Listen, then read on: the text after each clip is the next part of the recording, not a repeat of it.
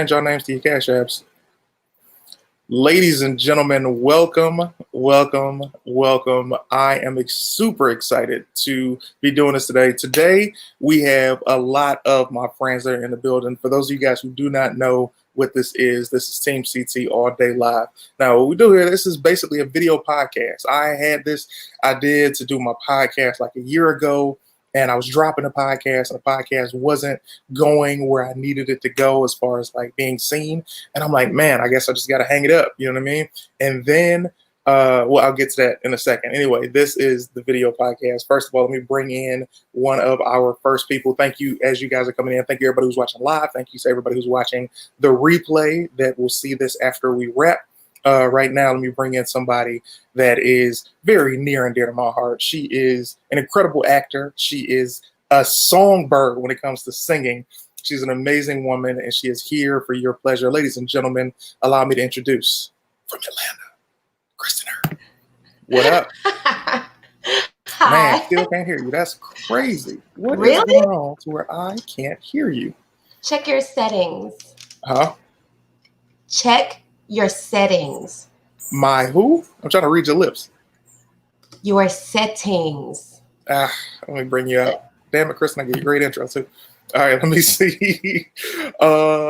Let's see. Y'all can hear me perfectly, right? Everybody who is in the comments watching for Facebook, YouTube, and Twitch, tell me in the comments you guys hear. That's hilarious, Tender, and I do not want to be top food, but thank you. I don't know. Okay, so you can hear nice, but I can't hear them, which is even more interesting. Here, you know what? Let me do this. I'm going to back out of the studio, come back in, and then let's see if it works. Hold tight.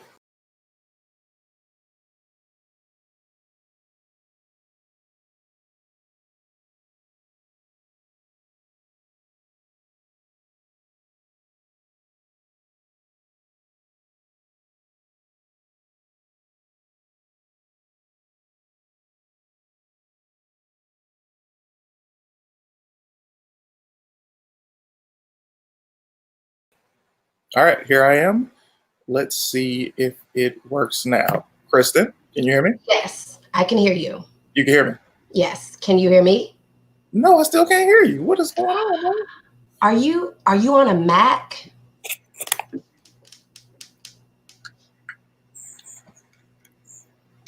All right. Can you hear me now? I still hear you. Oh, you still hear me? Perfect. Oh, great. Oh, you hear me now? Yeah, I can hear you. Yes, great. Now we are in the game. All right, ladies and gentlemen, this is Kristen Hurt. Thank you so much for joining us, Kristen Hurt. Hi, everybody. It's a good day. I'm alive. I'm up and kicking, riding out this apocalypse, you know? What have you been doing since this has all started? Oh, my God. Trying to get my life together. Trying to, create some alternate streams of income. As you should. Thank you, Stephanie. All the rich people the money. And I'm loving it. Been binge watching ever since. Nice. Allow me to introduce our next person joining us. Ladies and gentlemen, this brother has been taking over YouTube. You understand me? This brother has created his own empire. He's an amazing filmmaker. He's a writer. He's a producer. He's an actor. And I think he has 37 abs, but I don't quote me on that. Ladies and gentlemen, my very good friend, King V, a.k.a. Virgil Harris. How are you, good brother? What it do, y'all? I'm good, man. I'm blessed. Hi, what up, Kristen? Hey, Virgil, how you doing? I'm blessed, y'all. So that was a great intro, bro. Thank you. You know what I'm saying? That's what I'm trying to do, man. I want to give great introductions. Look at the love y'all getting in here. Look at that. Look at this. Yeah. Thank you so much. Thank you, Tyree. Love the work. Thank you so much. I appreciate that. He done took his shirt off. Oh, no, I can't bring him in until he got the shirt. Well, first of all,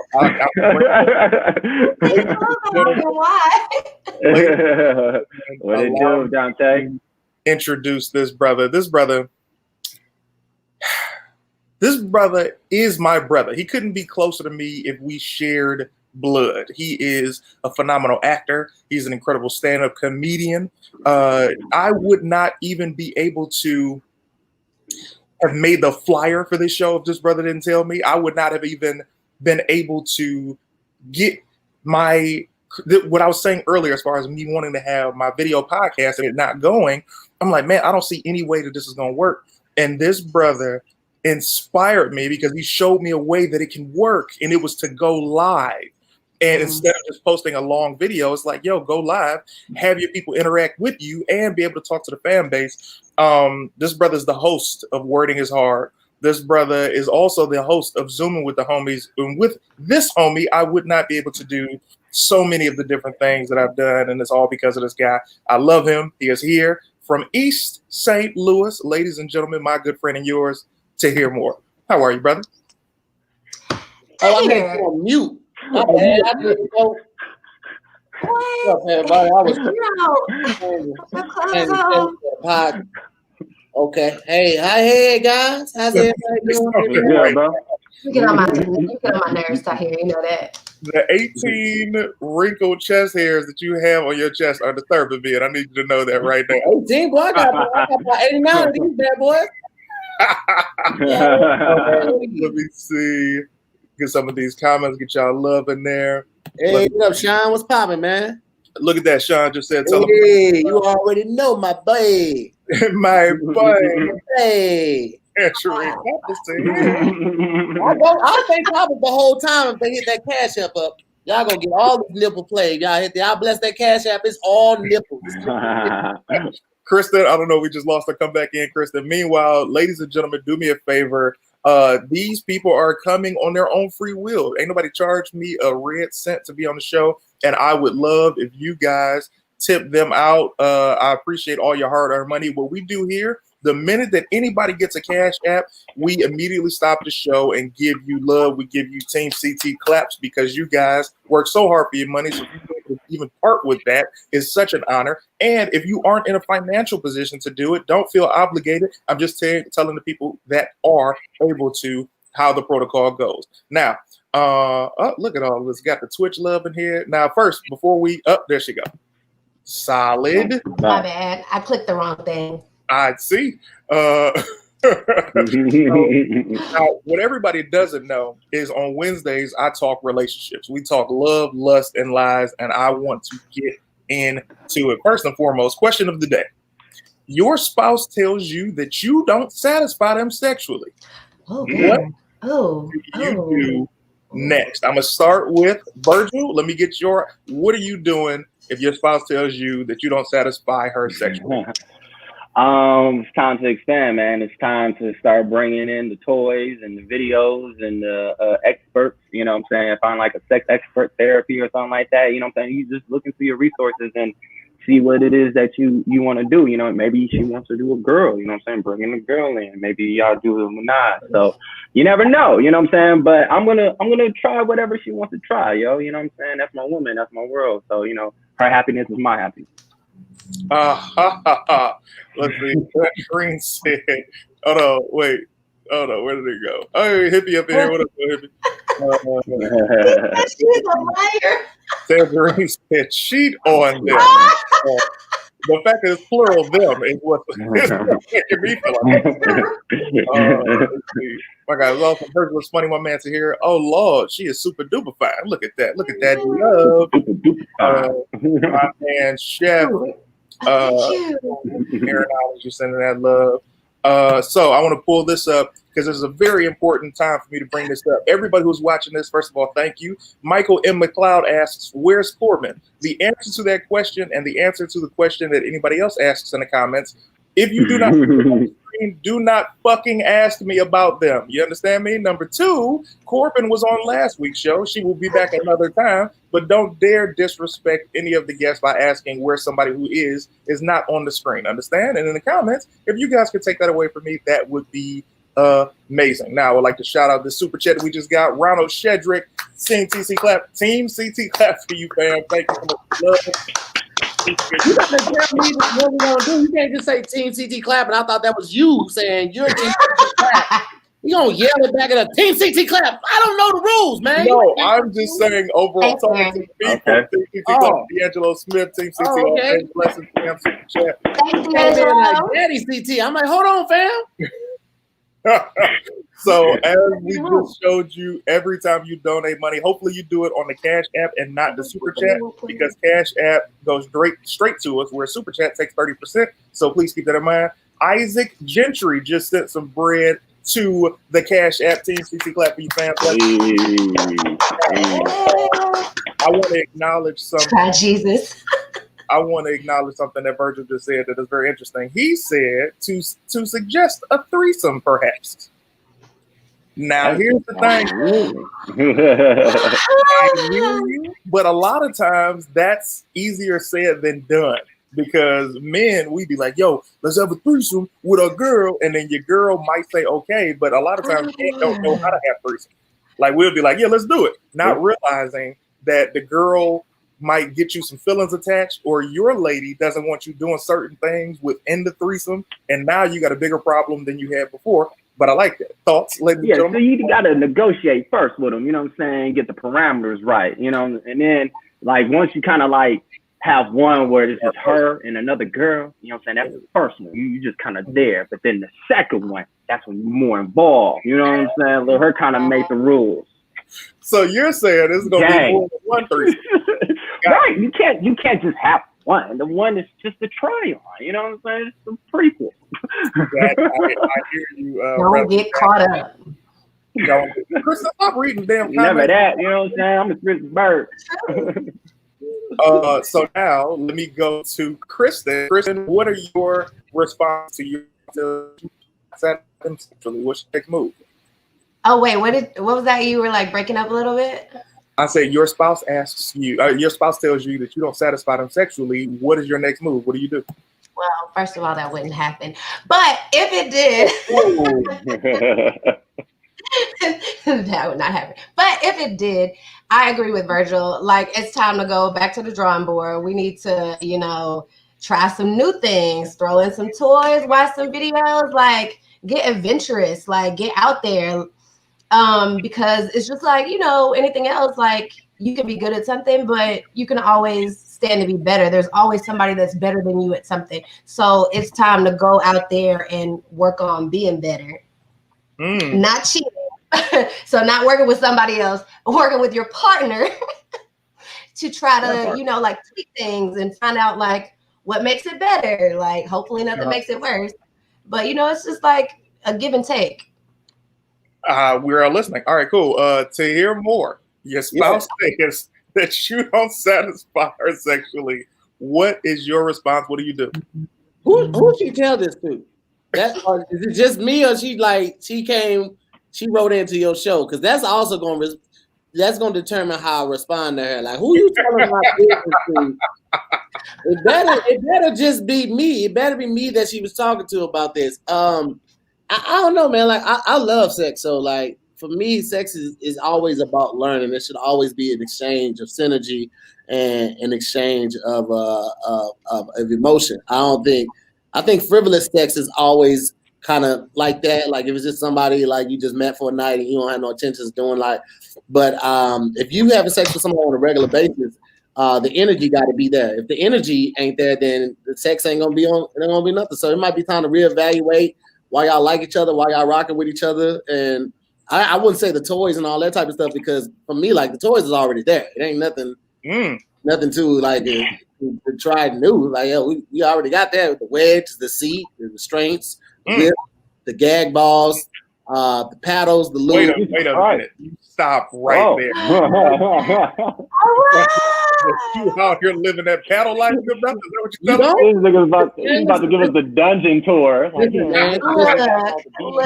got a couple different, like, you gotta know what type of night it is. Like with COVID, you don't want to just hit somebody with the regular gag ball. So like we got like a gag ball that's kind of like a wiffle ball, so it has holes in it.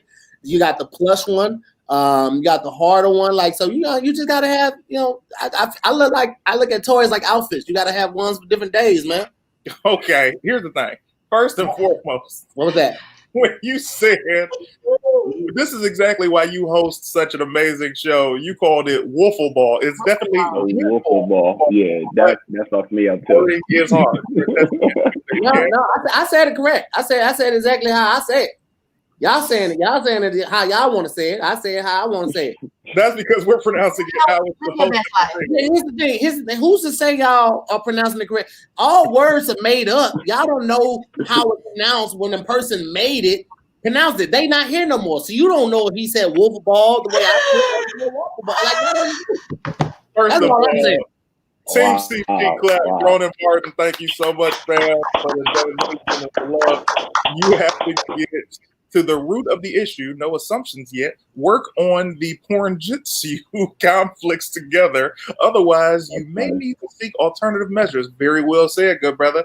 Very well said. Oh, also to the people, you guys have fans. I want to make sure that I leave the door open to you guys who want to click the link. The link is in the description if you're watching on Facebook or YouTube. If you would like to come in, ask a question, say hello, all positivity is welcome. And I definitely want you guys to feel that love. Now, this is what I say. If my spouse tells me, it's a double-edged sword. If my spouse tells me that I'm not satisfying her sexually, then what is my response? Here's what I'm about to hit you with. I'm about to hit you with a truth bomb, kid. You ready for the truth bomb, kid? The truth bomb. Real. Actually hit me with that like 7 years ago, right? Actually, it was longer. It was like 9 years ago because we only been together for 10 years. So she says to me, listen, you know, this was cute at first, but you're not satisfying me. I'm like, what are you talking about? And she was telling me I wasn't making her finish. You understand me? And I'm like, you're not finishing. I'm finishing every time. You sound like you're having a good time, right? She tells me that it's a specific way that she needs to finish. And I was like, oh, word? Okay, well, how do we do that? And she told me, and let me tell you something, we have been solid as a rock ever since in that department. So I definitely do think you have to speak up and be open to, you know, fixing it. True. Big facts. Yeah. Now, Constructive criticism. Another young lady into this conversation. She is hilarious. She is gorgeous. I love her with short hair. Saw a picture with her with long hair and was not mad at it. She got a universal face, a perfect teeth, and she's my favorite rat that has not admitted that she's a rat. Ladies and gentlemen, Tender Lovins. How are you? Tell him I am not a rat. The fact you told him to tell me why you're pouring wine shows me that you are rat adjacent. Go ahead, Tara. Not adjacent. Tender Lovins, I would say this, and this is how I know that she rock with you a little bit, because the fact that you called her a rat and she ain't threatened to shoot you yet means a lot. All I'm gonna say is this: you shoot. I'm talking to St. Louis women, because they will keep that smile on, and then she will hold on to that anger. And when she see you, she gonna cut you. She gonna cut you. That's all I'm gonna say. Dominique. Sometimes you gotta cut a nigga. I mean, is a fact. Please refrain from using the N-word. I have universal apologies. What I would like to ask you, Dominique, we just brought into the question of the day. Question of the day: your spouse tells you that you don't satisfy them sexually. What is your response?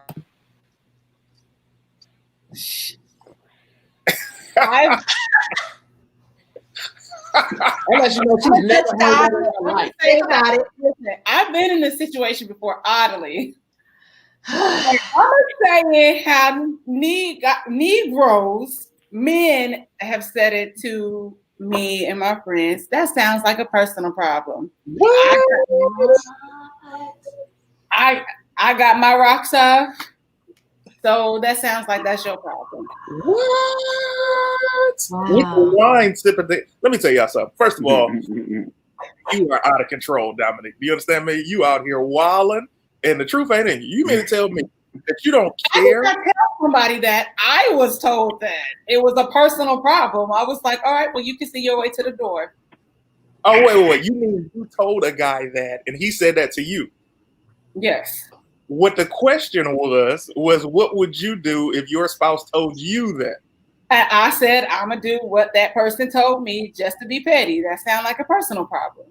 So nobody's fixing the problem. Y'all are just going to just say, forget it.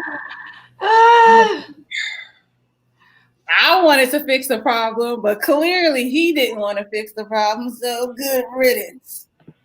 Let me tell you something. I am about to bring in a young lady that is also very near and dear to my heart. She is probably one of the funniest people I've ever seen in my life.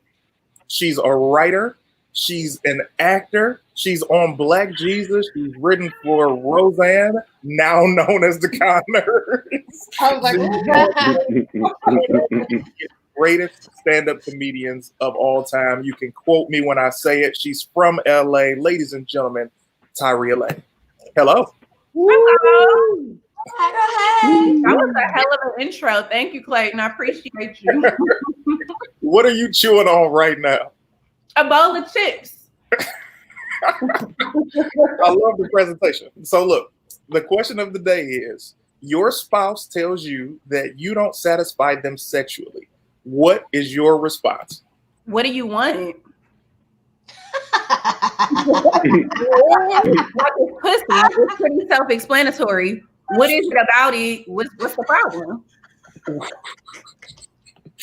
So actually, that's not a bad answer. That your answer with a question is not bad. No, because okay. Let me just say this, because I typically can't stand when people answer a question with a question, but Right. my question is at the as the answer to that question is just to try to get a deeper understanding. It's like if somebody comes to the drive-up window at Popeyes and go, "Can I have chicken?" Well, what kind of like, you know what I mean? You're just, you know, I'm just trying to be more specific. What is it that's not satisfying you? But I appreciate honesty. Oh my gosh. Like if something is wrong and a guy says, you know, hey, something is wrong. It's like, okay, well, what do we do to fix it? Where's, you know, I'm very solution oriented these days. So, you know, instead of taking the easy route and being offended, what the fuck you mean? What's wrong with me? And all that other shit that I used to do. It just would make more sense at the end of the day to figure out like, okay, so what's the problem specifically? So we can fix the problem specifically. Right.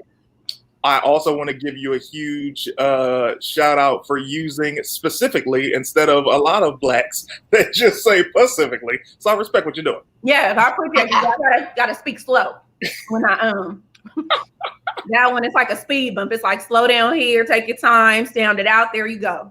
Here's the thing, yo. Like I feel like I've never been able to say that like to any woman that I've ever dated. I've never been able to be like, yo, this is not satisfying because women don't react like men do. Like when men talk, we'd be like, hey, yo, you know what I'm saying? She's doing this, she's doing that. But when you're talking to the woman, I just feel like it's so rude to tell a girl, go ahead, Tahir, tell me, talk to me.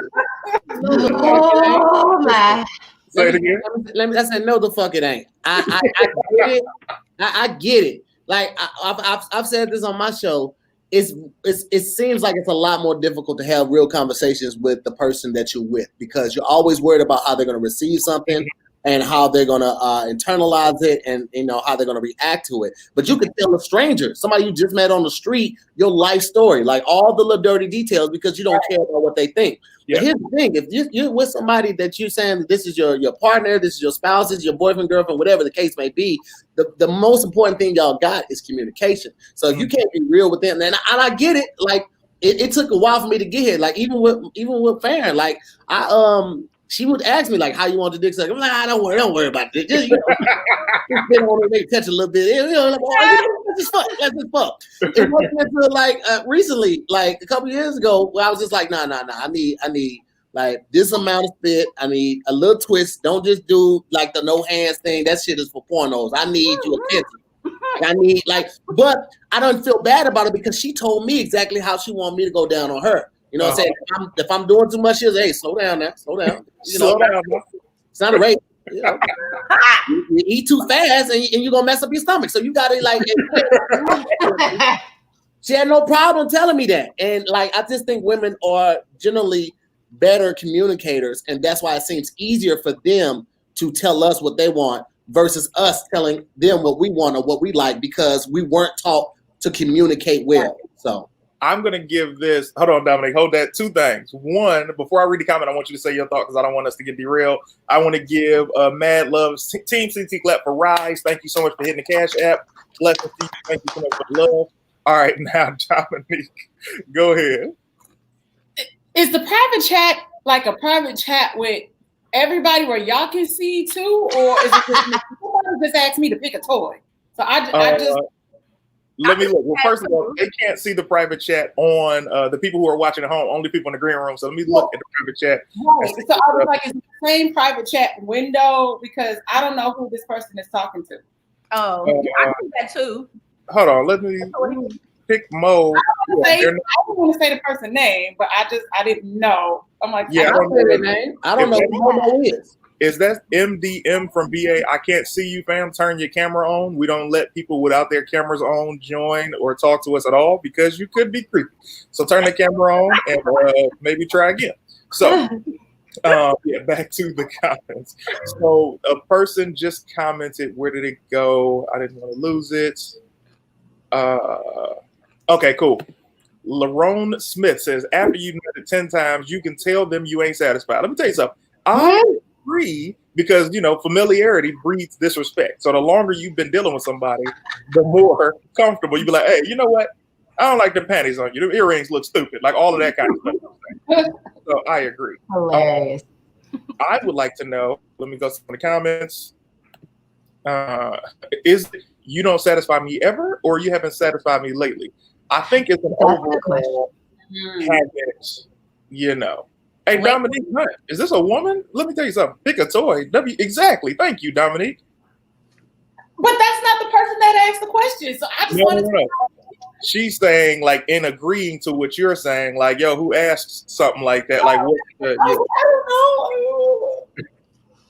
So let's get to this. First, I mean, here's the thing. This is what that was to everybody in the chat. Dominique wants to talk about toys because Dominique is into toys. Go ahead. I swear I did not. I'm looking at it. It says pick a toy. I didn't know who the person was talking to. Hey, Dominique. I love this conversation, by the way. Hey, Dominique. You know what I noticed? Every time we be talking about sex, you always bring up these toys. So tell the people what toys that you like. I didn't ask the question. You know, y'all all in my business today, but since we here. I was recently gifted a toy and I was really intimidated. I'm like a vibrator type of girl. Different types of ones, but as far as something like inserting something, I'm really weird. And I can't show y'all because you have kids on here.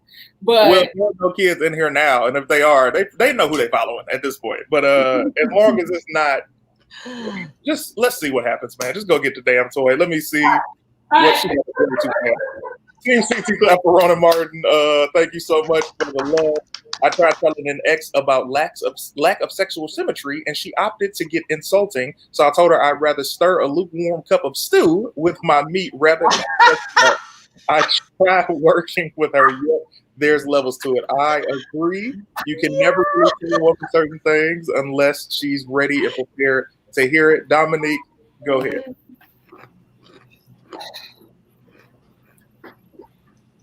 Jesus. Use this. What? That's it. Wait a minute. First of all, that's a nice. It's dusty. Can you see the dust? It's That's dusty. first of all, get it off the screen. That's number one. Number two, I need to give your grandma back her phone. You understand me? That is, you're out of control with the cordless phone. You stupid. I was so scared. I was being scared of a sex toy. I was scared.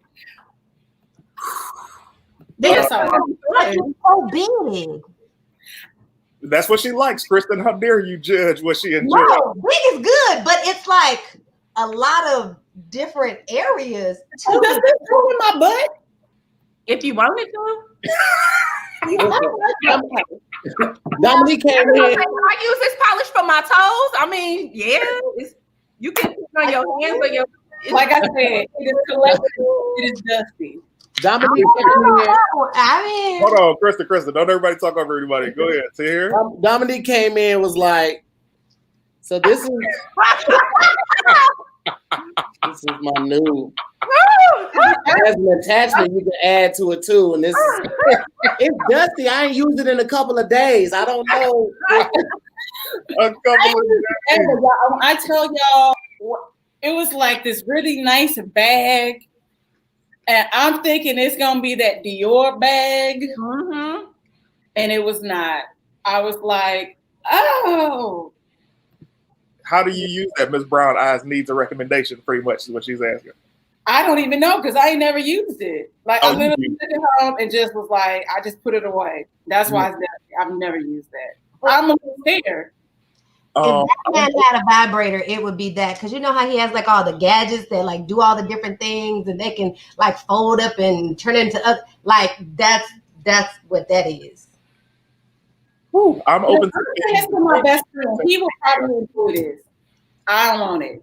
Boyfriend 9 years younger, and he ain't never tired and always thinking of something new. So we got a good dance going on 10 years now. Congratulations, Latrice. That sounds good for you. Because my mama watches this show, let's switch topics real quick since we're talking about. So let's talk about, it's all good. I love what you are bringing to the table, literally, because that is a paperweight. So I'm asking questions that you guys don't usually or typically get. What is your worst quality when it comes to relationships? I'm going to start with, let's see, you got to bring Tahir out for a minute. I'm going to start with, where did Virgil go? He came back. Turn your camera on. Your connection. Let's go get a bowl of cereal.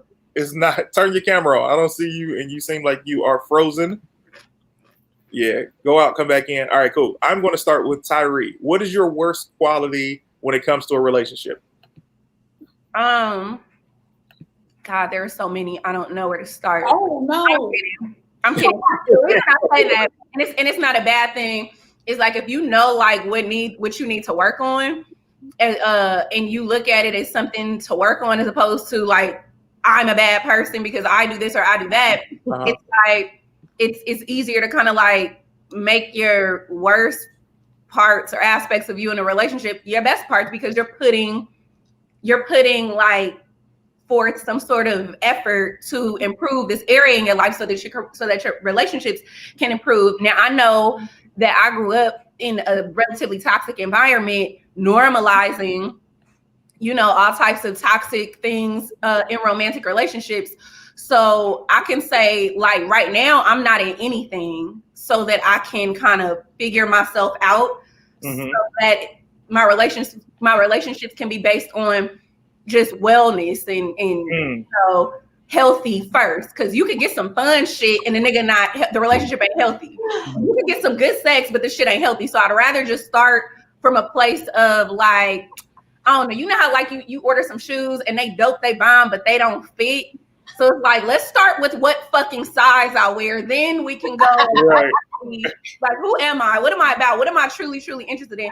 So I would put NA, not applicable right now, because I'm, evolving the relationships with myself. So I completely understand. I appreciate that. Hold on. That's hilarious, Miss Brown Eyes. Well, now you gotta change your name. Right. Go ahead, Kristen. Can I just go back for 1 second? Somebody said Transformer, and then somebody else said penetration. I saw that too. That's what I added it to the screen. They were very funny, but I didn't want to interrupt the flow. Oh, look at this, Tahir. Nico says, Tahir and CT, bruh, you both have really took me out of severe depression with y'all content. That's such a blessing. And I second that notion to Tahir because, man, I remember watching, I was watching him perform live. This is when the world was still open at the Comedy Union. and he did this joke. It's one of my favorite jokes of his ever. He does this bit about Law and Order SVU and the theme song being so loud. And he's like, it's 10 o'clock at night and all you hear is boom, boom. And it's like, I cried. And I was so sad before I heard him do that joke the first time. And he made me laugh, man. So thank you, Nico, to hear any words. Thank you, Nico, man. I appreciate it. I truly believe that laughter is one of the best and most affordable medicines. So I'm glad that I can, prescribe it on a daily basis, brother. Man, that is so dope. All right, so now, as a matter of fact, let me stay up there. Tahir, give me, what is your worst quality in a relationship? Yours. I hold on to stuff. I hold grudges. I ain't like, if you hurt me, it takes a while for me to regain that trust. Depending on the level of the relationship, it's not as long with like Farron, and the trust thing's there because I know who she is as a person. But like most people, like if it was new or something like that, it'd be like, it's hard for me to regain that trust to think that you're not gonna like do some silly shit again or whatever. So I know that I can hold grudges, and I'm trying to get better with it. But I also I like it. Because here my thing is like I'm one of those people who listen with their eyes. So like if you apologize for something, but your actions aren't matching up with your words, then I'm gonna notice that, and I'm like, well, I shouldn't let it go, because the more I remember, the more likely I am to not fall into that same trap. So. I will forgive, but I won't forget. And I also listen with my eyes, because people can make their mouth say anything. So, I like that. I like that a lot. So, Kristen, give us the truth. What is one of your bad qualities in relationships about yourself? Don't be saying give us the truth like I don't be telling the truth, because I keep it 1,000. Yeah. I do. I'm a little bit petty, but like you can't tell me really that I can't do things, and I'm also very skeptical.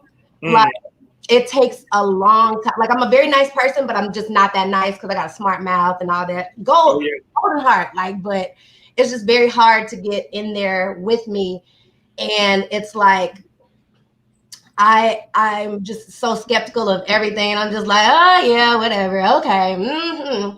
And so it just, it takes a while. It takes a while, and I'm stubborn. Stay still. Stop touching shit, Virgil. Just stay still. Let your connection come through. Here's the thing. Me and Virgil played Modern Warfare last night, PS4. We were fine. It was streaming good, but now your internet connection is stalling out. What is up, man? Oh man, I'm in Vegas right now, bro. I'm in Vegas. Yeah. Okay. I just set up a little office right here in the homie's house, you know what I'm saying? So, the Wi-Fi is literally running off one of my phones right now. So yeah, I'm probably bumpy and choppy as hell. You're also a ventriloquist because your mouth didn't move. See, I'm adding up the talents right now, you know what I'm saying? You're like, yeah, and I'm in Vegas right now, and I don't know what's going on. Internet right now is kind of acting crazy, and I don't really know what's going on. I set up the homie's house right now, so I'm just doing the best I can. Subtitle movies where they're talking and the words don't match up with their lips, so they're like, "Hi, they're saying whatever." His never even moved, not even toward the end. He was just like. It sounded like he was doing a commercial for himself, like he was moving in slow motion. Just get back and running it down. What do you do? He was moving slow as fuck. I'm imagining in real time. Oh, that's so funny, bro. He's good now. So, Virgil, I'm afraid to give you a solo screen because I know your link up audio is not going to sync. Worst quality in a relationship. Worst quality in a relationship, man. I think sometimes I can be told that I'm too friendly with other females. Oh. So, you know, my intentions are always pure and, you know, nothing that I'm thinking trying to build on the side. But like I've always been told in different relationships that, you know, that's a thing. Like they feel like I'm giving them too much attention, I'm making them laugh too much. You know, I stayed on the phone 3 minutes too long with them. I asked about their relationship and cared way too much. It's like, what the hell? So like I guess I'm kind of like hard to figure out like how much is too much when it comes to giving the attention to another woman outside of my relationship. But it's like it's not even something like that. That was very complex. Spot on. I love it. Let's see, Dominique. This is going to be so interesting. I want to hear what you choose. What do you think one of your worst qualities is? I don't have any bad qualities. I'm perfect. I knew it. Actually, I will say that I think sometimes I probably should care more, and I don't. And it's not that I'm a cold person. I think that people expect for me to respond a certain way to certain situations, and I don't. I'm working on really caring more. Yes. Interesting. Yeah. I apparently I'm really cold. That's what I've been told. So go ahead. Here's the thing though, like I don't know if that's a St. Louis thing or what, because no, seriously, because I had to have a talk with Farron, like, and CT, we had this talk when we were going to get the hood, bro. It's like, I'm not good at comforting and consoling. I had to learn how to be intimate. I had to learn how to be vulnerable and also accept other people's vulnerability. So that's something that I'm still working on right now. Because like Farron and I have a conversation or something like that about something serious, and she may like start tearing up or something like that. And the normal response is for somebody like, it's gonna be okay, something like that. I just be looking like, you want some popcorn? I don't know how to give that, like, because I didn't receive it, so it's very foreign to me. Like I feel like I didn't get raised with unconditional love, and so that also has to do with like why I hold grudges, is because like I moved out very early, and once I told my mom I had a kid, like our relationship changed drastically. So I feel like I didn't like experience that unconditional love. So from that point on was like a milestone in my life, and I was like, all right, well, this is life. You know, you mess up, you got to own up to it, and people going like hold that against you until you make it right. So because of that, I missed out on the forgiving part of life. I missed out on how to comfort, how to console, how to be vulnerable. All I did was put walls up and make sure that I made every step correctly, so I wouldn't be put in a position where I made somebody disappointed in me or I hurt somebody. I'm not going to blame it on the St. Louis. I'm going to blame it on being an Aquarius. I'm an air sign. In general, like we're always told that we're cold people, because I can't, like I cry watching Black is King. Like I have feelings, but it's just like nerd. It's certain things that I feel like they don't like need all that energy. So I'm just like, okay, you're just calm down, relax. Let's just think about this. Let's sort it out. I am that type of person, so I'm more of like a logical person as opposed to being super, super emotional. And I feel like at least my experience with in like intimate relationships, it's always like, oh, men want this from me, and they don't understand why I move a certain way until things end, and they're like in another relationship, and they're like, oh my God, I get it. And I'm like, yeah, I just need my space. It's nothing against you. It's nothing personal. I just need to be able to breathe. And so, yeah. So I'm not going to blame it on St. Louis. I love you here. I'll give you that. What did you say, Dominique? Oh, you got hurt by that middle finger he gave you with the thing, yo. Like for me, I feel like I agree with you to here as far as the holding grudges. I too hold grudges. For me though, I'm more so. I know everybody says this, but I'm usually right about 90% of the time, and that 90% is really not being a jerk or an asshole. I look at things from a whole standpoint. So I'm looking at my decisions, your decisions, what's going to lead from our decisions, and how we're going to react to each other from this decision made. So I'm typically right about how I go about things involving people, but to tell people that you're really right all the time, they hate to hear it. It's even funnier once they don't want you to tell them that you told them so, because that's what I get a lot. People like, man, I ain't want to tell you that you was right, you know what I'm saying, but you was right. And I'm like, motherfucker, I know. I try to prevent this from happening. But in relationships, I think my biggest problem is, hold on, because I'm also a Taurus, and you be cold as hell. I've been that way too, J-Rock. I've gotten better as I've gotten older. But my biggest problem in a relationship is I am a liar, fam. Like I will lie my ass off to get out of trouble. You understand me? Like there has not been, I haven't told the truth in a relationship. You're supposed to be doing that. I'm only 34. I got 6 years before I got to really get my shit together. You understand me? You're grown. Y'all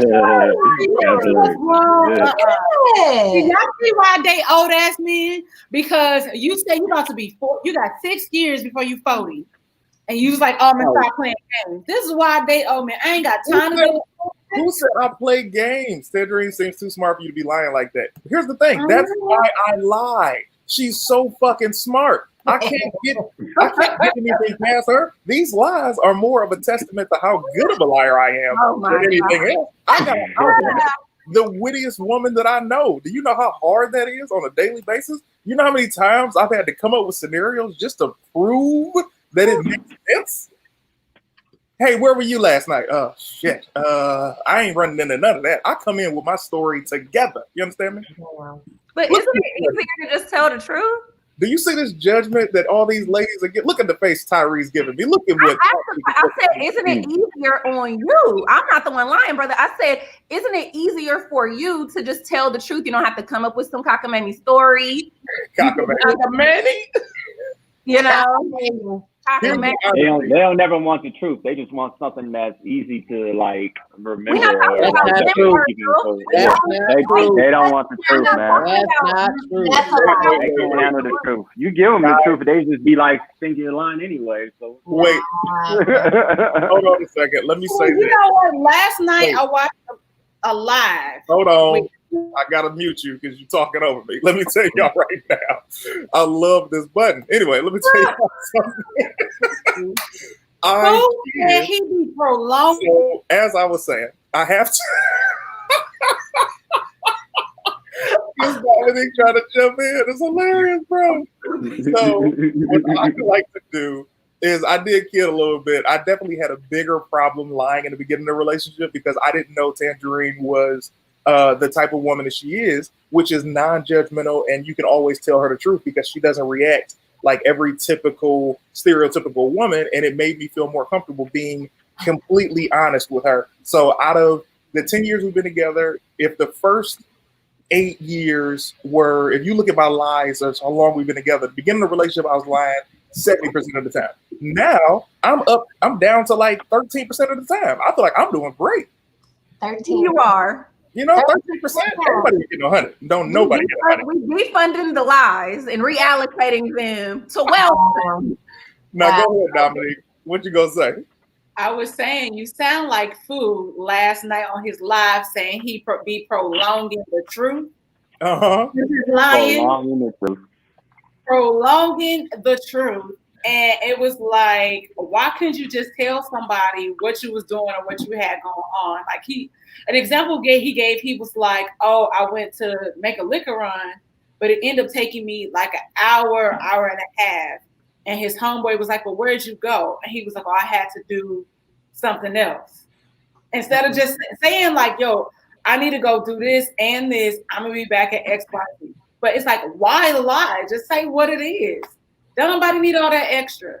And now, yes, I did that. Here's the thing. So when what's this? That's funny, but the follow-up story a little long. So here's the funny thing. When it comes to that, I completely agree. But you got to understand from men's perspective as well. Just because I hit a gold mine with Tangerine, being able to tell her the truth and she accepts it, doesn't mean that everybody's like that. Like every time I've met women and been like, yo, this is my situation, or this is my relationship, or this is who I am, and this are what my intentions are. And women say they want that, and then you tell them, then they're like, oh no, I'm not looking for that. However, if you don't tell them all that, and then you get with them, and then they fall for you, and then you tell them the truth, now they're hurt. It's like men just want their cake and eat it too sometimes. To hear, take it away. First of all, let me say this. I want to dispel and cancel a lot of the stereotypes surrounding women. Women are a lot more open-minded than we give them credit for. Women love sex a lot more than what we give them credit for. There are a lot of times where, like, you know, old comedy routines, the guys be like, my wife don't want to give me sex and all that type of stuff. That's not always the case. Sometimes it's a guy that don't want to have sex. Farron and I had a spell where I just didn't feel like smashing. It was her. She was ready to go at any time. If I come in happy, she was like, oh, we're about to go down? So it's a lot of things that are negative stereotypes surrounding women. Like, I honestly think that women are the strongest species. I'm going to be honest with you, because a woman can get cheated on, and she'll stay, and she will still try to invest in that relationship, and she will try to look the other way as far as like accepting that man's faults. But the one time a man gets cheated on, he will die. He will die on the sidewalk. His body will dehydrate from the sun. He cannot take. We are vulnerable and emotional creatures, but society has built men up to be like this strong pillar, and we're not always that. Sometimes we are that in certain scenarios, but we're not always that. So the reason I always lead with the truth is because it's easier. It's easier to remember what I told you, because that's my truth. I'm not finna try to keep up with 30 lies that I done told women and all. Bruh, no, listen. This is what it is. Shawty, I got $1,800 in my savings and checking combined. I got 7.5 inches flaccid, 8.5 fully erect. You wildin'. I can't afford no vacation for both of us. We can go halfsies. I will pay for that. Like, I'm gonna lead with that energy, so you're not expecting anything. So when certain things come up and I can do more, I will. But I want you to know exactly where I'm at, where I'm starting, so you don't have any expectations of me being higher than that right now. Right. I'll give you that, and I will raise this point. I completely agree with everything you said, and I'll raise this point.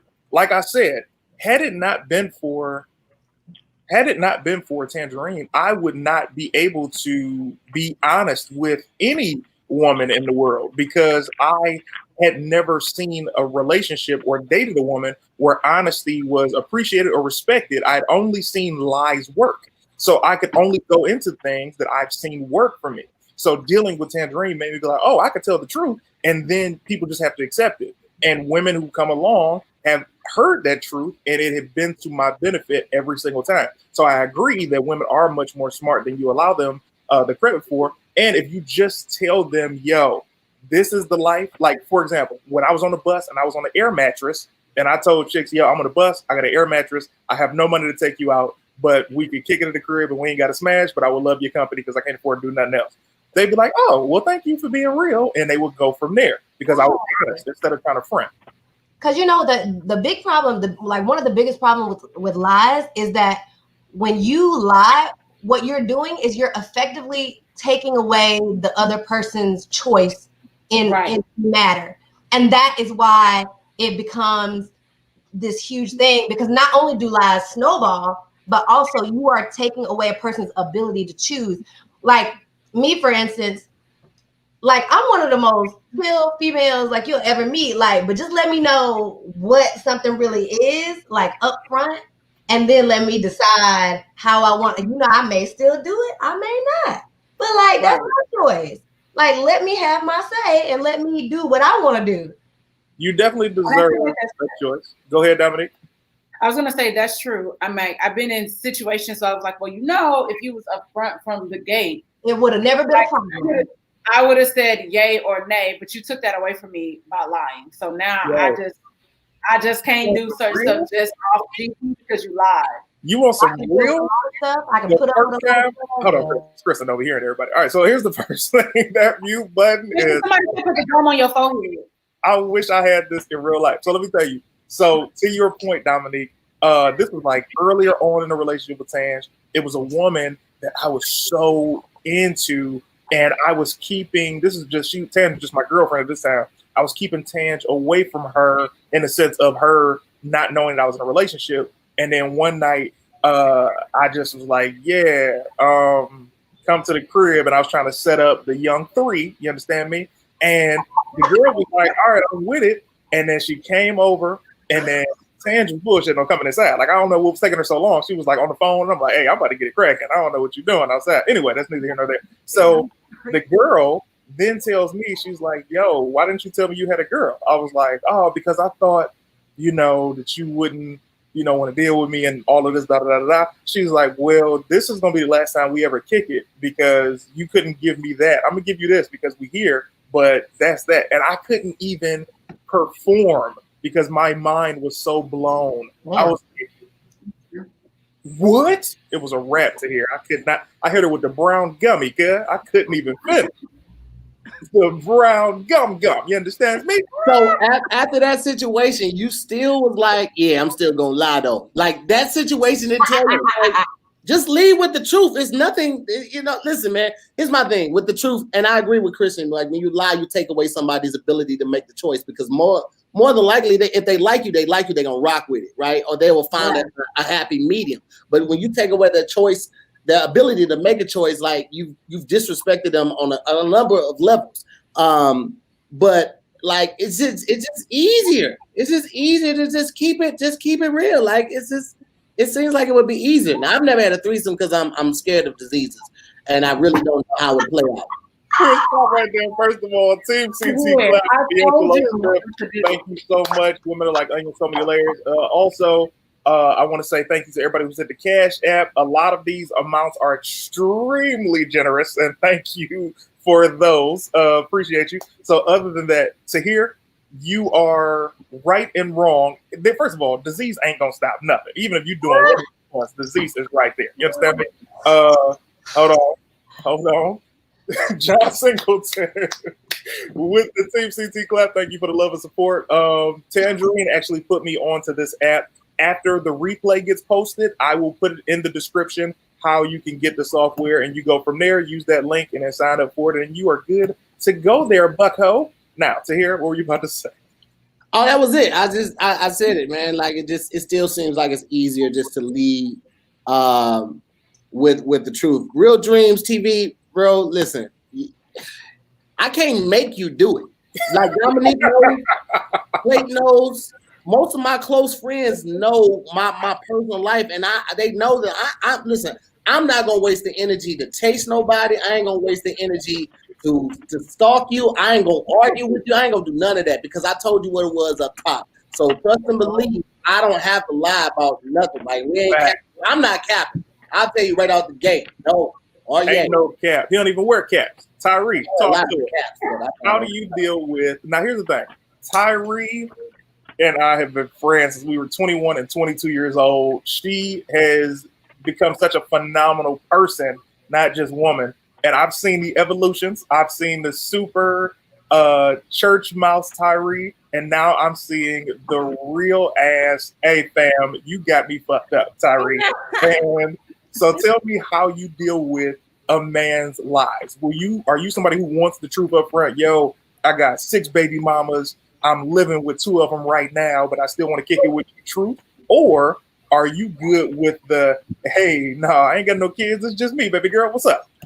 I never understood, like, when people, I mean, that's like a cartoonish type of lie. I got 6 baby mamas and all that other stuff. And in real life, like that's a big lie for you to carry around. You know what I'm saying? It just seems like a lot. That's why I said, wouldn't it be easier? That was before you said you went down to a whopping 13% of lies. That is good. That is a good evolution or whatever. But lying period, I know that it comes from a place of immaturity. Yeah. Because it all starts with everything that you do starts with how you were raised. You know what I mean? So if you felt like you couldn't tell your mama the truth about something because she was gonna beat your ass or yell at you or whatever, 9 times out of 10, you're gonna automatically, like, no shade to Virgil, but Virgil said, you know, we don't tell y'all the truth because y'all just gonna get mad anyway. And it's like, if you're coming into a situation, and you know, I don't disagree. And I'm not invalidating anybody's experience because I understand that experience. But at the end of the day, if you coming in with the energy of, so I'm just gonna lie anyway, like it's never gonna be no peace for anybody. You gonna be worried about. It's like living the life of a drug dealer. It's like, when am I gonna be found out, or you know, when am I going to you know, get caught or whatever. Some people like that shit. Some people like the aspect of possibly getting caught, or you know, getting caught up or whatever. But if you just generally want like a healthy, well, you know, relationship, then you know, if a man like straight up lied to me, I would go, why did you feel like you needed to tell me a lie? What about me? What did you think I was gonna do? Beat your ass or cuss you out? Why did you feel the need? I would be really, really curious as to know why. You know, well, why is always the main reason why is because he wants a hit. You know what I'm saying? He's trying to sell you a universe where he can get to the cookie the quickest. You know what I'm saying? I'm glad you said that. I'm so glad you said that.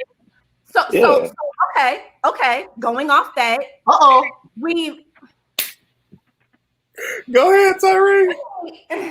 Okay. You lie because you want to hit, right? Yeah, so, you want to. They lie because they want to get to the cookie. You know what I'm saying? It's them. She said you. I thought it was y'all. I didn't know it was them. It's them. I mean, it's them. He done it too. Listen. I'm just explaining the psyche. So I'm explaining like the reason why most men are going to lie to you up front. You know what I'm saying? Like, they're not looking to build a relationship with you. They're not looking to build credit with you. They're looking to smash. You know, now if they are just literally trying to just get to know you, then yeah, you're going to realize they're going to be given not as much information. Because why? Because they're actually listening to you more than talking. So like, if a guy's talking about what he's doing and where he's going and where he's been and what he's got, yeah, he's trying to flex and smash. But if a guy's literally just listening more than talking, then yeah, this guy's literally interested.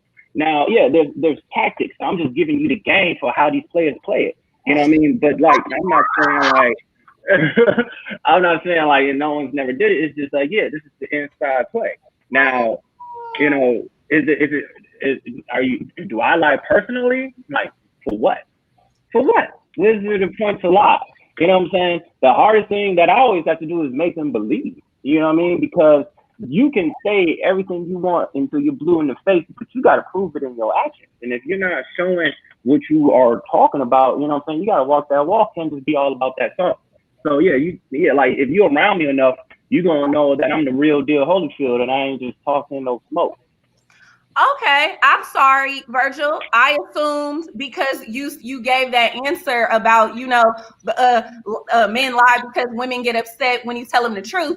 I assumed you was talking about you and yours, not them and theirs. I mean, absolutely. Yeah, and you know, my connection is sorry as hell. So yeah, I couldn't do nothing about that. It still is bad. Best I can. But yeah, it just bottom line, in my opinion, I think lying has less to do with like, you know, what you want out of a person or whatever. I think it has everything to do with immaturity, because if you have to lie like to get pussy, yeah. Now I'm not a dude and I ain't never had no pussy, but if you have to lie, don't say the P word, but also the way you say it sounds so sexy and hood at the same time. I mean, but you don't understand. If you follow anybody that you put in the DM, anybody you hit up online or Twitter or Tinder or whatever, yo, they lying already, because that's not really their lifestyle. They're no one's showing you their real life. They're just showing you what they want you to see. So is it even really lying, or just kind of giving you what you want for what you want? Oh, not everybody flex for the gram. Not everybody flex for the gram. I mean, maybe this, you know, incredible, you know, group, but I'm gonna tell you right now, normally, yeah, you know, you slide up in there and like they already like what they seeing because they liking all your pictures, they putting comments under them. You know what I'm saying? So they've already bought the lifestyle. You just got to keep it up long enough until you get up in there. Somebody said, I promise I thought a seventh person was talking to you. Like it, huh? Like, where's the other person who's talking? Okay. Who hurt you, Virgil? Hold on, what you say, Kristen?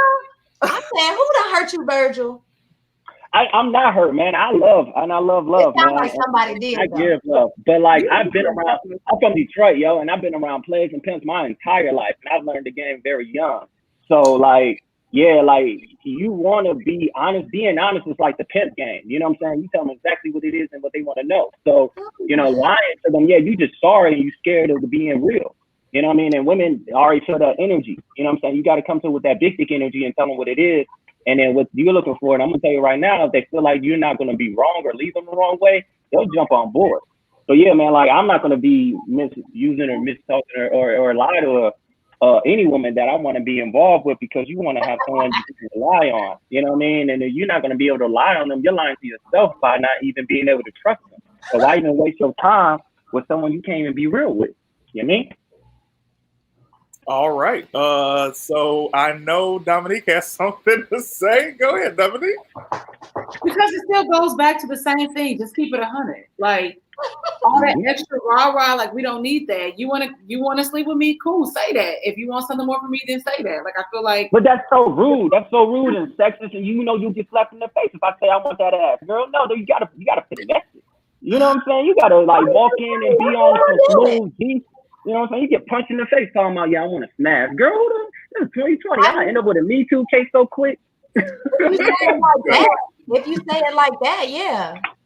Well, yeah, exactly. So like, exactly. So it's all about telling you what you want to hear and going about it in a way that, yeah, it's serving you, and so it serves me the quickest. But like you want me to be, obscenely honest? No, I don't want to be honest with you. That's gonna get me in jail. Like, you know what I'm saying? So like, you gotta like, you gotta play the game no matter what. Guys, I don't ever want crosstalk. So let's talk one at a time. Virgil just said that statement. Before I'm gonna come to Kristen, I would like to come to the homie Ronan Martin. Send some bread, Team CT, clap for you, fam. The cost of living lies is so high, you have 1 million roommates and still end up evicted. Truth is, the best currency, Ronan. I completely agree. I've gotten to that point. I did not start that way, but yes. Now, Kristen, go right ahead. You're 13% there. I just really feel like you are really giving away a lot about you are telling how you feel and how you think, but I mean, just like, so you're basically just saying outright that you're an untrustworthy person, because I've had situations where it was somebody I was cool with or whatever. We had known each other for a while. It's like, well, you know, I'm here, you there, this is the situation. Like, how do you feel about this? And I'd be like, you know what? That might work. Hold tight for a second, Kristen. Hold tight right there. This is the perfect transition. Thank you, Hank Nation, for bringing something up that I need to address. Zooming with Clayton them, not at all. To hear more has the show Zooming with the Homies. To hear more is one of my best friends. To hear more is the person that I called weeks ago. I said, hey, man, I want to do a show where I'm talking to my friends about different things. I want to talk about comic books. I want to talk about relationships, movies, all these things. I called my boy BT Kingsley. I say, hey, man, I want to do my show that's nothing like Zooming with the Homies. That's nothing like Gimme 5. How do I go about it? I talked to Tahir. I talked to BT. I talked to Tangerine, because she even uses this app, and she told me about it. I'm like, how do I not fucking be my friends, but do what I'm trying to do? And each of them told me how to go about it my own way. And that is exactly what I'm doing. This is not Zooming with the Homies. This is Team CT all day live. And I would never play any of my friends. So know that. And I also gave you an extra charge answer because of some bullshit from earlier today that you have nothing to do with. But thank you so much. Now, Kristen, continue. And a lot of people say this, and sometimes people don't think it's true, but women be knowing if they are willing to, like, you know, go there with a dude. So like lying, and like somebody even said in the comments, like lying, that ain't really gonna help you. Either they want to, or they don't. Now, how you handle yourself is going to determine whether you actually make it to the promised land or not. But if you talking like that, like you would never get there. And you probably would get punched or something like that if you just came out all crass and rude. Like, you talking about going around and pimps, like, where's the game? Well, yeah, that's what I mean by like not being straightforward and honest. You know what I'm saying? There's a finesse to it, and that's where like the pimp game is. Like, you know what I'm saying? They're finessing the woman to give them what they want and to do them what they want by telling them and giving them things they want. You know what I'm saying? So there's an exchange of energy by not exactly saying, hey, as soon as I meet you, I know what my goal is with you. No, I am going to tell you what you want to hear because I want you to kind of like do it without even really telling you to do it. You know what I'm saying? Like, I don't want to ask you for some head. I want you to want to give me some head. You know what I'm saying? So go right ahead. You know what? This is a beautiful opportunity for me to enact something that I've been practicing. Enact, girl, enact.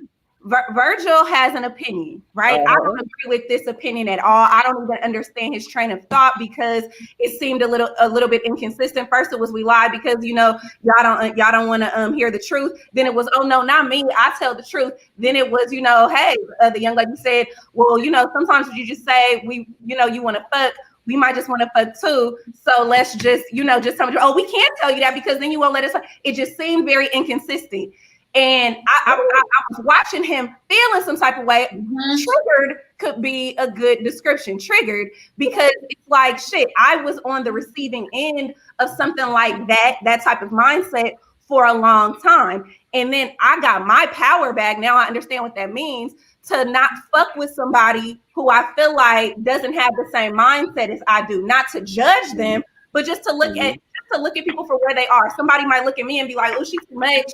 Or, oh, that's going through whatever, or I'm just not interested. And that's fine. They do them over there. I do me over here. And, as far as like somebody who, like if somebody is telling you something, if a man comes up to me and tells me that he has this, he is this, he does that, I, as this person I am now, I'm going to wait.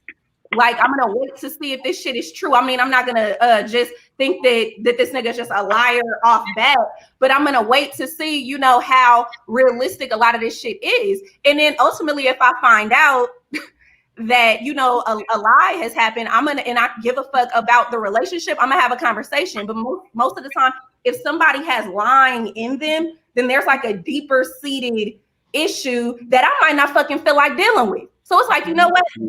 Let's deal with each other on a superficial basis because that's all I can afford to give you the type of energy that I can give you. Superficial energy.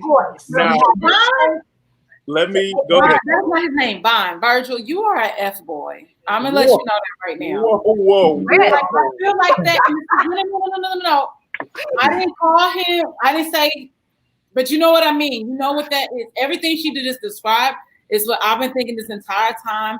And that's F boy status. At times, I'm an F girl, and I am very well aware of that, and I stand in that. I know what I'm doing, people. The fact that you're talking about all this stuff that you got to do to even get the draws, dog, like you're an F boy, which is okay. That is totally okay. Last week's word. Look at him.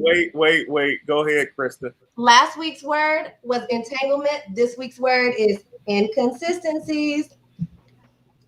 Yeah. All right. I can agree. That Virgil, you were inconsistent in your explanation to me and then to Kristen and then to Dominique. You gave us all different answers. So let me help explain it then. So you don't have to, baby. You don't have to. Hold on a second before anybody. I mean, I understand my choice. You know wait. What I'm saying? Wait. What's up? Virgil's taking the table. Wait a second. Kristen, shut the hell up. Let me mute you, man. All right. Now, ladies and gentlemen, I want to say this. Virgil, I'm going to let you speak, but I want to let you know I did not bring you in here to get you destroyed. Now, go right ahead, Virgil. Go ahead. I'm not. I don't feel the pressure at all. I feel good. You know what I'm saying? All right. Because it's easy to explain. Like, I'm not talking, when I talk about why men lie, I'm not talking personally for me. You know what I'm saying? I'm just letting you know what these men are thinking when they are lying, what the game is and where it comes from. You know what I'm saying? So personally, no, like, why lie?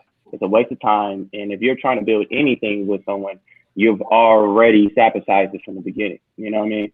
So no, like, I don't need a lie. But if you're wondering why men are making these choices online and why men are doing what they're doing, yeah, like, these are their thoughts. These are what they're saying and doing. So yeah, I'm just giving you the thought process and what they're thinking and where it came from. But like, personally, like, yeah, you can call me a fuckboy all you want, but the real deal is, if you were involved with me, you wouldn't think that at all. I like that. How you know? Say here, go right ahead. I think what Virgil was trying to explain. Sorry. I'm so sorry. Okay. But here's the thing. You got to understand, you're going up against 3 women who have lived life, who've heard 3 beautiful black women. Go ahead. Yeah, three women who've heard all of this before. They've heard all the excuses. They're looking for some accountability. And Virgil was trying to explain from his standpoint why he thinks guys act that way. I think one of the things that we always have to remember about guys is that we're visual creatures. All right. So the same as women. Women see a guy like, oh, he's attractive, he could get it out, like something like that. But a lot of them aren't necessarily thinking that immediately they would give it up. But a guy will see a woman like, man, she got a fat ass. I want to smash that. And they're going to lead with that energy. They're leading with what they see, and they're going to get it, or they're going to try to get it. Most of them will try to get it by any means necessary. So if that includes lying and telling you what you want to hear, they think that, all right, if I tell her what she wants to hear, then she's going to let me get it. And then maybe later on, I'll tell her the truth. Instead of just coming out and be like, yo, Shawty, you bad. I'm trying to see what's popping tonight. We're like, oh, okay, you got a girl. Like, yeah, I got a girl, but don't worry about her tonight. You know what I'm saying? Like, they won't go that way because they're only fixated on telling you what needs to be said to achieve that goal, and that goal is just to smash for a lot of guys. So I think that's what Virgil was trying to say. In a nutshell. Okay. I'm not. I appreciate it. I was just like stepping in, like, hey, and then I'm stepping back. May I? Go ahead. May I?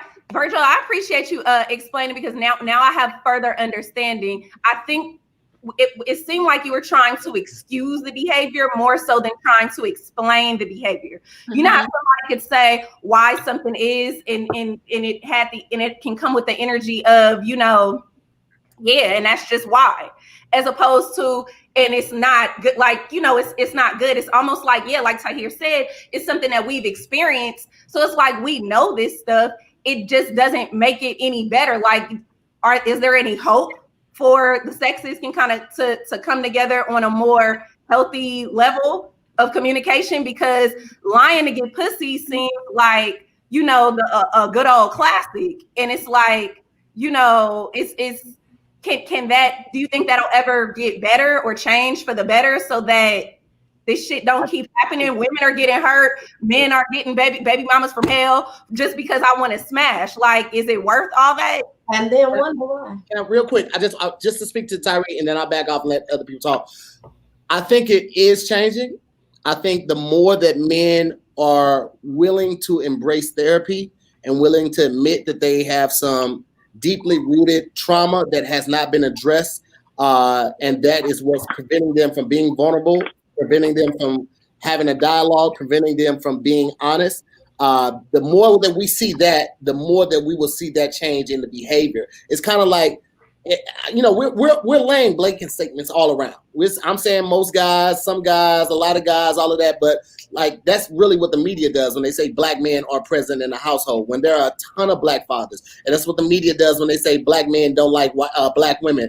And that's been proven not to be true. It's like 80% of black men still date black women. So we're laying a lot of blanket statements here.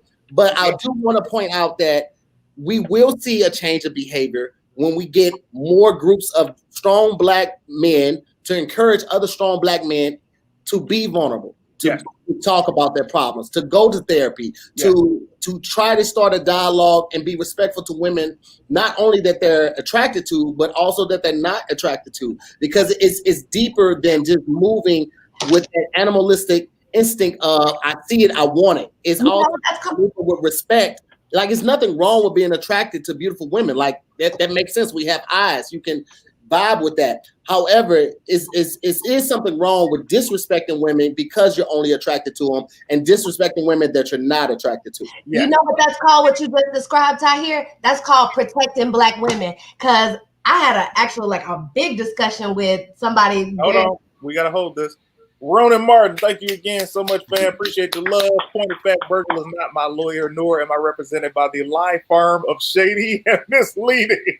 Great show. Continue. All right, go right ahead, Kristen. These people are really, you guys are really clever. First of all, the people, man, this TNT fan base is incredible. The comments are always lit. They are always saying something that makes me laugh. Continue, Kristen. Yes, but I actually had like a very deep and disturbing discussion with a man that is very close to me. Like, it's like Black men especially have been taking up this cry of, like, protect Black women, protect Black women, protect Black women at all costs. But the reality is a lot of Black men, or just men in general, don't, because of stuff like that lying and stuff like that.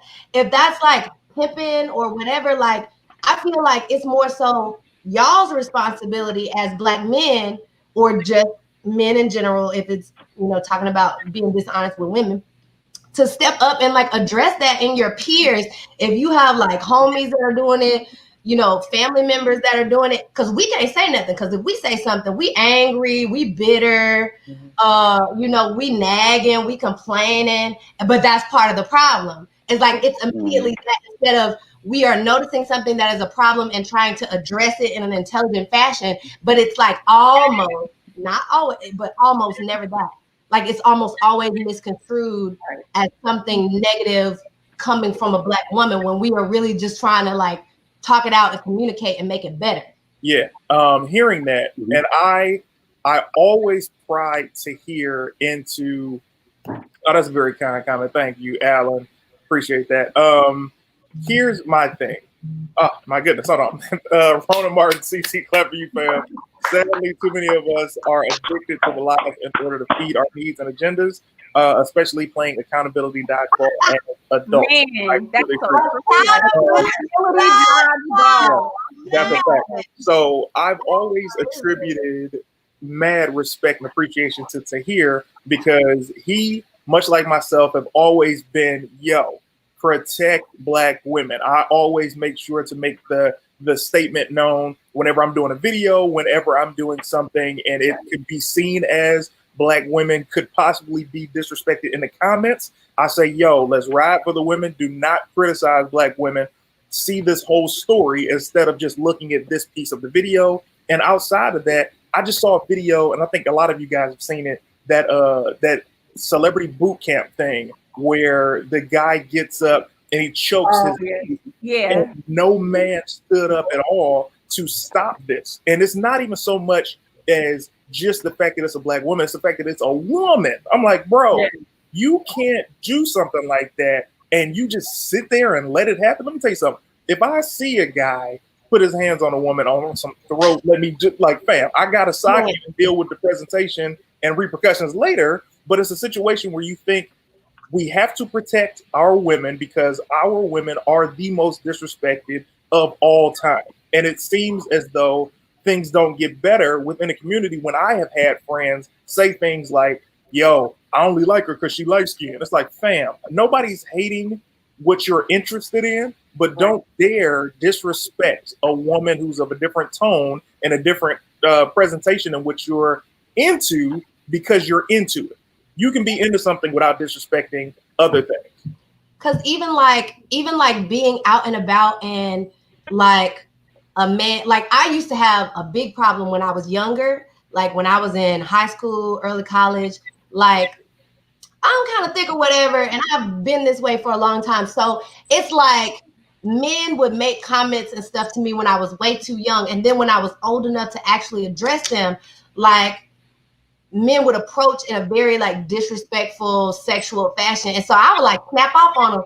And my friends would be like, girl, you're going to get killed, you know, talking to these strange men like that. And it's like, oh, then you turn them down and like it's like you're a bitch and you're this and you stuck up and all of it. No, it's just like, first of all, you stuck wrong. Like anytime a man approaches me and he is respectful in his approach, like I will give him the time of day. But like most men are not, and it's like always black men. Not like it's not all. It doesn't always happen, but when it does happen, it's like always black men. And then a lot of times there's a negative reaction, no matter how softly you turn them down, and it's like a part of the same issue. Like, but again, we as black women can't, like, it's harder for us to address it because it's taken the wrong way. So I really feel like that is a responsibility of mostly on black men to, you know, like you said, if you see if you see something, say something, step in, whatever. Not even just step in. It's like, for me, like I could never disrespect or have any type of hate or malice towards black women because I have all sisters. I was raised by black women. So how dare I ever do something to purposely disrespect or demean them or not protect them when I see a situation to be able to protect them. Thanksgiving, Clayton. Oh, I'll bring it up in a second. Go ahead, Dominique. It's the same conversation that you and I had last week about people hating themselves and not real, and like being like subscribing to white supremacy. You like it's like freaking ridiculous. And I think we've all, I don't know, like all the black women in this chat have been in scenarios where you are attracted, but there's except for Kristen, because she was like skin. But it's a bright light. And then it's all these extra things. But like to what she said, like it was one point, even when I was in high school, I was getting followed home. And I lived in the west side of St. Louis, and my cousin would have to wake up and take me to the bus stop and wait for me to get off the bus because men were harassing me and following me to my house. And it was like, I'm this kid. I'm like, no, like you cool. Like you said, like you're trying to be coy and nice about it, but then it ends up with threats and people wanting to attack you just because you're saying no and in a nice way. But like I told you, I've been in spaces where I could visibly tell a guy is coming on to me and I'm kind of playing with him a little bit for him to throw back, well, you know, I don't date black women. I don't date black women. You said that. Hold on. Ronan Martin. First of all, Ronan Martin, look, man, with all due respect, talks like these are refreshing and alternative to the short bus television shows on lamestream media. Thanks again. Thank you, fam. CMC, clap for you. Also, you've already sent like $50 in these increments. You could have just sent the 50, but I appreciate what you're doing. Now, speaking on that, Dominique, we had this conversation last week. I've never been a fan of guys approaching women, getting turned down, and then calling them out their names. Like, fam, if she was all of that, why did you even approach her in the first place? Don't call her and be disrespectful because she said no. Because if she would have said yes, you'd continue with the, hey, all right, queen, well, let's go get something to eat. Also, if you don't know how to respect a woman, even when she's not attracted to you, then do you even respect women? Right. Facts. Big facts. I'm like, I'm gonna post that. Yeah, I like that. Because here's the thing, man. Like when it comes to women, there's so many different women of different backgrounds and colors and creeds. You can literally date outside your race by never leaving black women because there are so many different shades of them. However, when it comes to the disrespect, it's like, bro, are you gay? And what I mean by that is I have nothing but love and respect for the LGBTQ, and everybody who watches any of my content or heard my material on stage knows that. It's like, bro, usually people hate what they secretly love and want to be. So if you're telling me how much you really you hate this type of woman or you hate that, it's like, do you want to be her? Do you hate the fact that she turned you down because you feel like she's going to complete you in a way that you don't feel that you're whole? And there's so many women out there. Like there's way more of us than there are of men, like of any race, period. Like, so just pick another one. Like, it's not that big of a deal. Like everything ain't for everybody, period. Exactly. But this is like who you like, but not at the expense of an entire race of women. Yeah. Women, like we go through so much crap as it is. I'm really trying not to curse. It's like, yo, like you said, like who you want to like, but not at my expense. Like I should not hear why, or you think that we are this way or that way.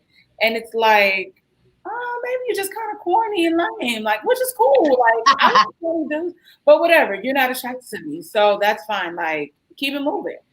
Yeah, I think like for me, I think the first time that happened to me as a kid, I didn't like being complimented at the expense of someone else. Like, oh, you're cute to be dark skinned. It's like, what? Why can't I just be cute? Or when you hear a guy say that to a woman, it's like, bro, we don't even realize how ignorant some things are. Kristen was bringing up something that happened to Thanksgiving with my nephew, which a lot of times ignorance is bliss. But my nephew had said to her something along the lines of, yeah, I like, because he's a kid, first of all. He doesn't even know anything about life. He's 20 something. He's like, yo, what? How old is he? What happened, Kristen? Could you be talking when everybody talks? Let me mute your goddamn mic until I say this. What'd you say, Tyree? How old is he? That's what you guys are talking about. Right now, he is 22. Yeah, he's 22 now. Okay, So, I thought you said kid. I thought like 9. No. But let me give you his backstory. And this is why when I hear people say things, and this goes back to me saying that I'm right about like 90% of stuff, because I look at things as a whole. I'm like, okay, now my nephew was raised all around white people. Like he went to school with white people. All he saw was white girls. There were probably maybe one black girl he's ever went around with. You understand me? So I know he's never dated one. So when it comes to his interest in women, of course, we're like, yo, get you a black girl, or of course, get somebody of whoever you're liking. But we're like, yo, get you a black woman, because he doesn't know how to talk to black women. He's never been around them outside of his mom and his grandma. So when you look at what he said, he was like, yeah, you know what I'm saying?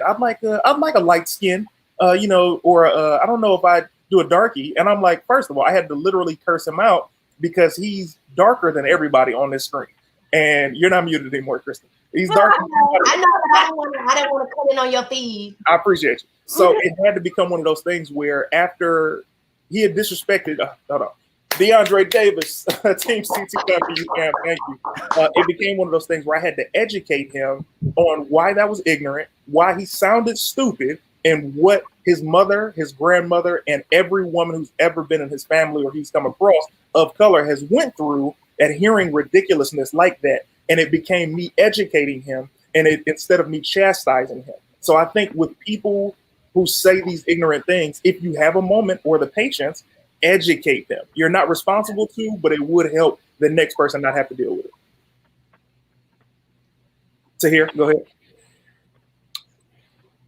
Oh, I thought you had to look like you were about to say something. No. I think it is right to educate people, though, if you, like you said, have the time and the patience to do it, because it's like with the child, like you can whoop a child for doing something wrong, but without explaining to them why what they did was wrong. Correct. Then, yeah, you will probably more than likely see that type of behavior again. So I think that educating people is definitely important. And not saying that, you know, sometimes people haven't heard it before. Sometimes people, you know, are just ignorant and they're not open to receiving a different mind, a different thought process.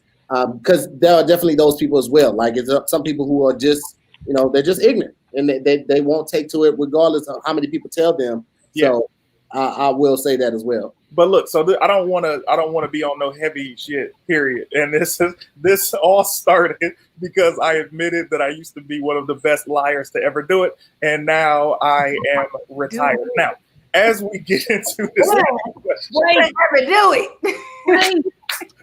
What'd you say, Dominique? Alan said, "CT, are Black women and white women spoken to differently?" Absolutely.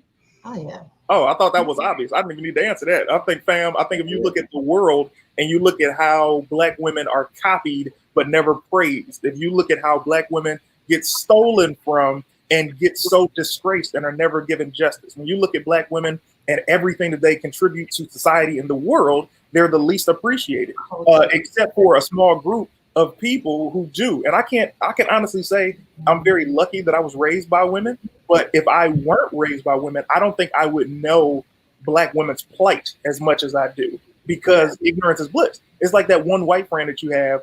They don't know anything about what we're going through because they just never had to deal with it. So when you tell them, they're like, oh, wow, I had no idea. So it's like I grew up knowing that Black women didn't get the jobs that they earned. I knew they didn't get the money that they deserved because they were told they were either overqualified or underqualified and disrespected. Lamar Miller, thank you so much, ma'am. Seems to be after you talked some heat about dating the melanin deficient a few weeks ago. I needed to say black is beautiful, melanin is magical, cocoa butter kisses. Let me tell you this, brother. No Black woman ever trips out with you dating outside your race as long as you don't disrespect the Black women. You can do whatever you want, but don't say, oh, I'm dating her because sister's doing this. Don't do that bullshit because that's how you get canceled and destroyed. Like who you like, but not at the expense of other people. Go ahead, Dominique. No, I'm done. That's all. I don't even want to keep going. What's next, baby? All right, cool. So this is what I want to know, man. We all are in Hollywood. We are all living out here. We done all. Damn it, Virgil done just left. Yes, I was waiting for somebody. I'm like, the action, hey, Hollywood. Okay. Oh, y'all didn't know. I used to love that song. I had to sing it online. Kristen can sing for sure. So I was gonna get there. I was gonna do the rap part, and then he cut. You got it, girl. I'm with you. We'll do it later. So, Dominique, have you finished that whole bottle of wine by yourself? Because if you have a problem. You have. God damn it. Maybe it wasn't full when she started. It was always like right here. Like she drank in the middle, so she good. It wasn't even.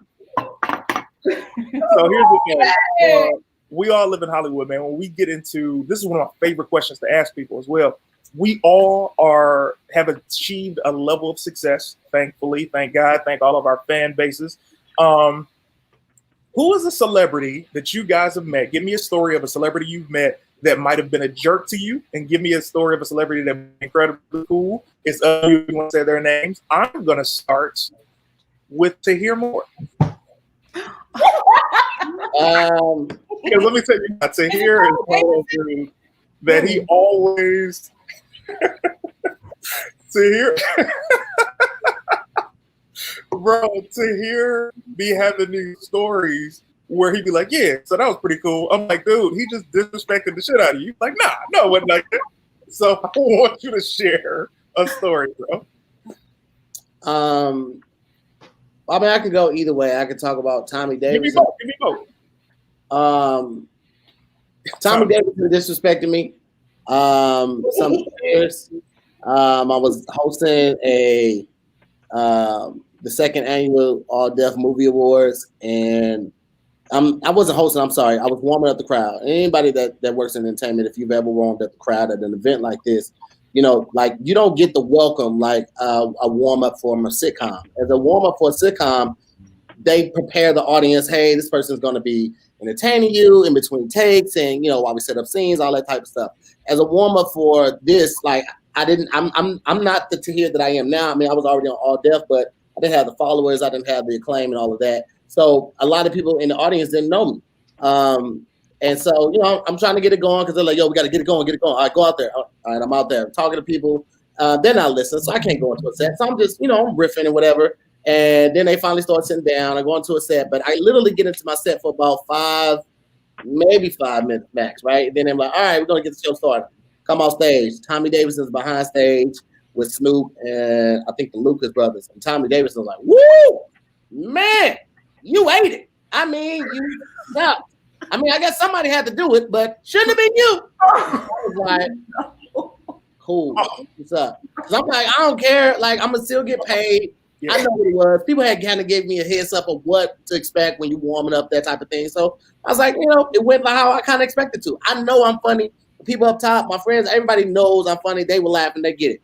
So fast forward to me catching a flight, and I'm sitting in my seat. Tommy Davidson comes on, and he walks past me, sets some stuff down, he comes back up. He kneels down because I'm on an aisle, so he kneels down, and he's like, hey, brother, listen, man, I saw you the other night, and what I was trying to say is that, you know, comedy is one of those things you just got to keep going, man. You got to keep going, keep fighting the good fight, man. Nobody gets it right away. And I'm like, cool, my nigga.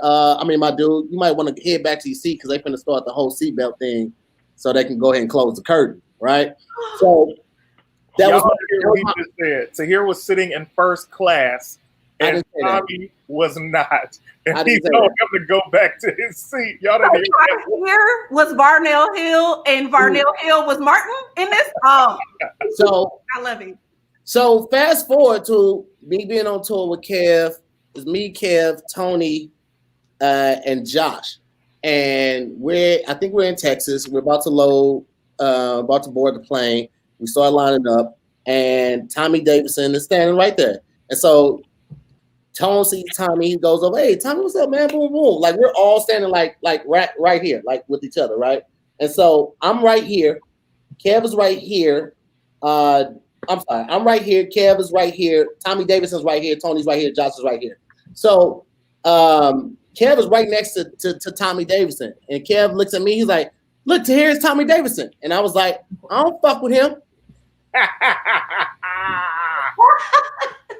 In that voice, with that tone, with that energy. And I saw his look, and I know he felt some type of way, but I'm like, first of all, I'll beat the dog shit out of Tommy Davidson. Beat your ass. Beat dog shit out of Tommy Davidson. That's number one. Number two, I was like, I felt disrespected, and I held that energy. I told y'all in the beginning of the show, I hold grudges. We ain't never had a chance to talk about it and smooth things out. So till the day I die, or until we talk about it, it's still fuck Tommy Davidson. Till the day I die. Yo, let me tell you something. Hey, I got some guns. Stories. Listen, I want to give love to DeAndre Davis. Thank you so much, Team fan. Thank you for the donation.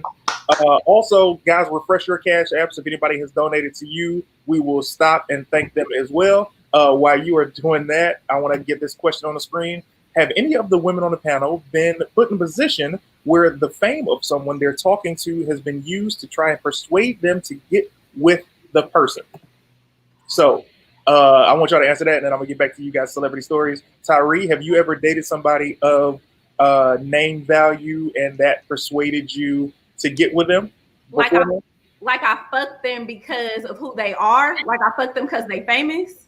Yeah, I think that's what he's trying to get at. No, I've always fucked because I wanted to fuck regardless. I've been blessed enough to, I ain't never had to fuck nobody because like, oh, I want to, get put on or whatever. It's all been purely for sport.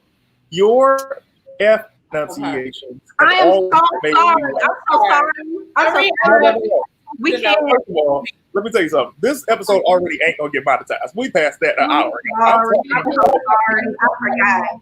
I heard the N-word, no N-word, but wait, we can't go in and edit and bleep out our cuss words, or I'm not going back to edit this. I'm talking about that you pronounce words in general. Your F pronunciations are hilarious. I'm not eating up food.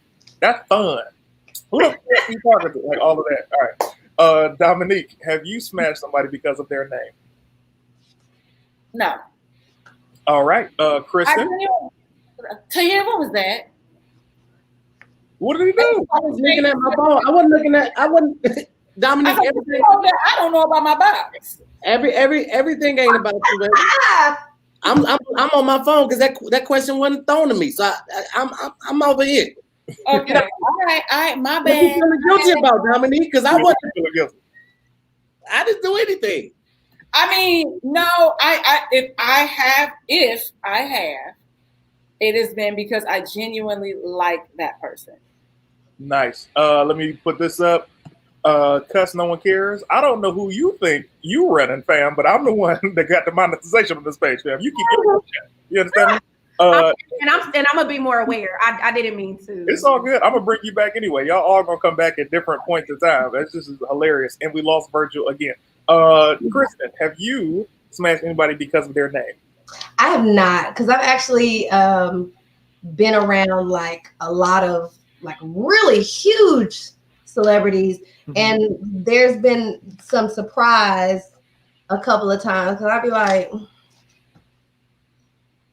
Damn. I wish I would be Jamie Foxx and you don't give me the box. How? He don't be acting like that. But you know what? I think, and I also think we all been living in LA so long. Like, I think it's that we just look at people as normal people. Like, I used to have so many celebrity clients, so I was like trained to just like regular people, and so it's just like out of sight, out of mind. And yeah, when I started, I've been a celebrity that I've known for years, and we were at a club and bumped into each other, and he like kissed me, and he had propositioned me before, and I was like, "No, cool."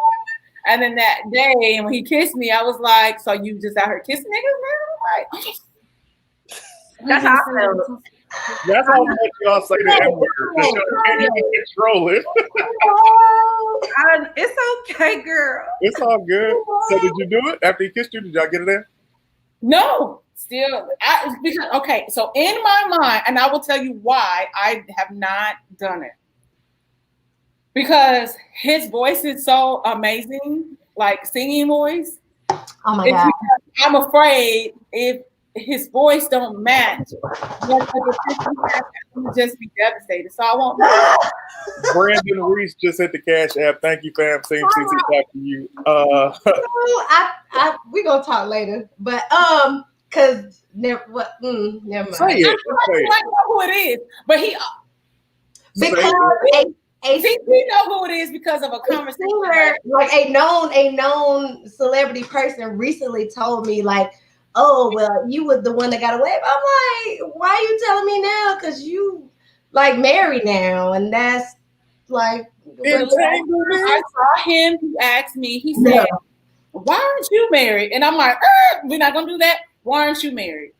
Don't be coming up in here like it's something wrong with me because it ain't nothing wrong with me. I'm gonna tell you, I'm perfect. I'm a child of God." Right. Like my first major relationship was a college football player who got drafted to the NFL.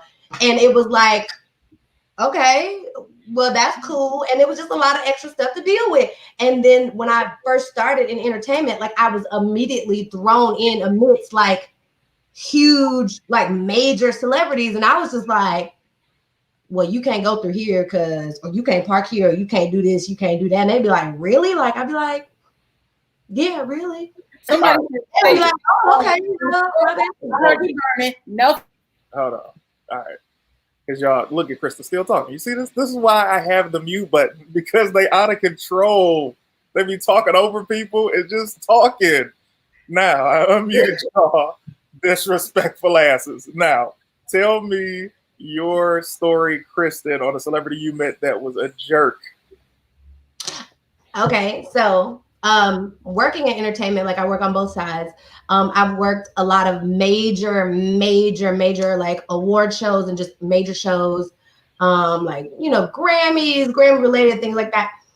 And I was very serious about doing my job. And I've actually over the years gotten a lot of respect from people like super high up, because it's like, I wasn't ever playing around or like lollygag. Like I was really trying to get my job done. Yeah. So this one major celebrity who hosts a lot of stuff, who's on a lot of stuff, he's like been a sex symbol for like most of his life, whatever.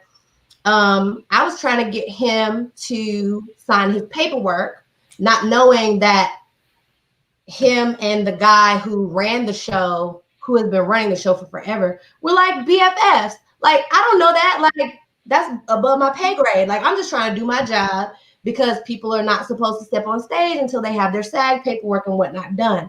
So apparently him and I was like just checking in periodically as I passed by them.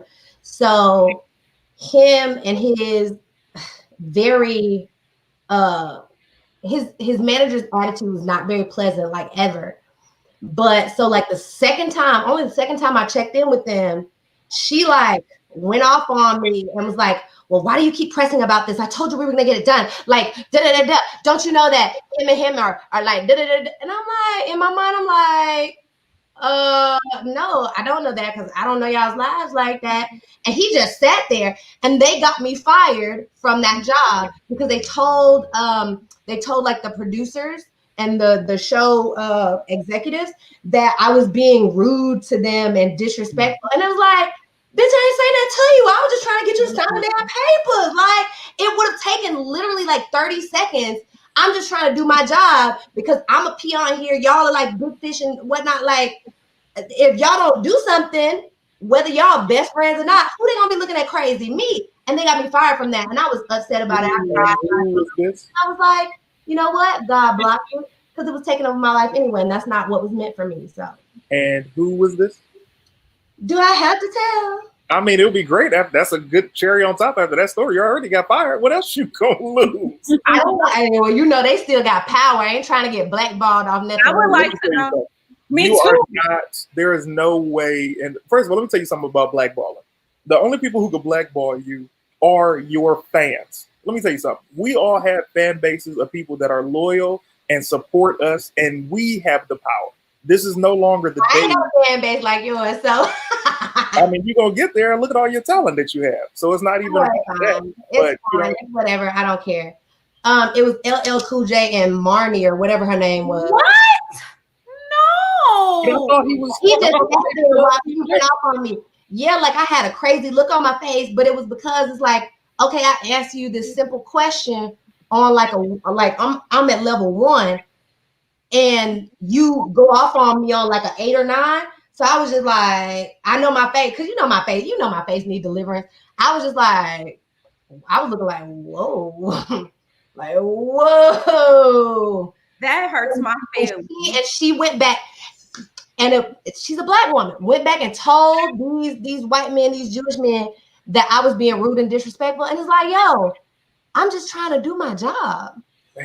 Tyree, everybody else was just like, oh wow, you really doing this? Like, man, you serious about that? You getting this done? Da, da, da, da.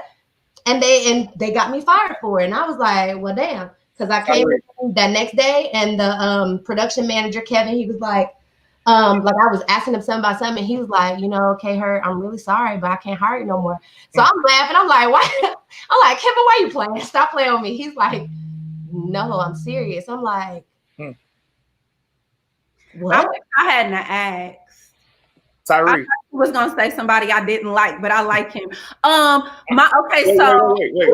Do anything. He didn't do anything. God damn it. All right. So Tyree, move your head to the right. Yeah, a little bit more. There you go. Stay right there. Just go a little to the left. Bam. All right. Just so my logo ain't over your face. All right, go ahead. Computer. Okay.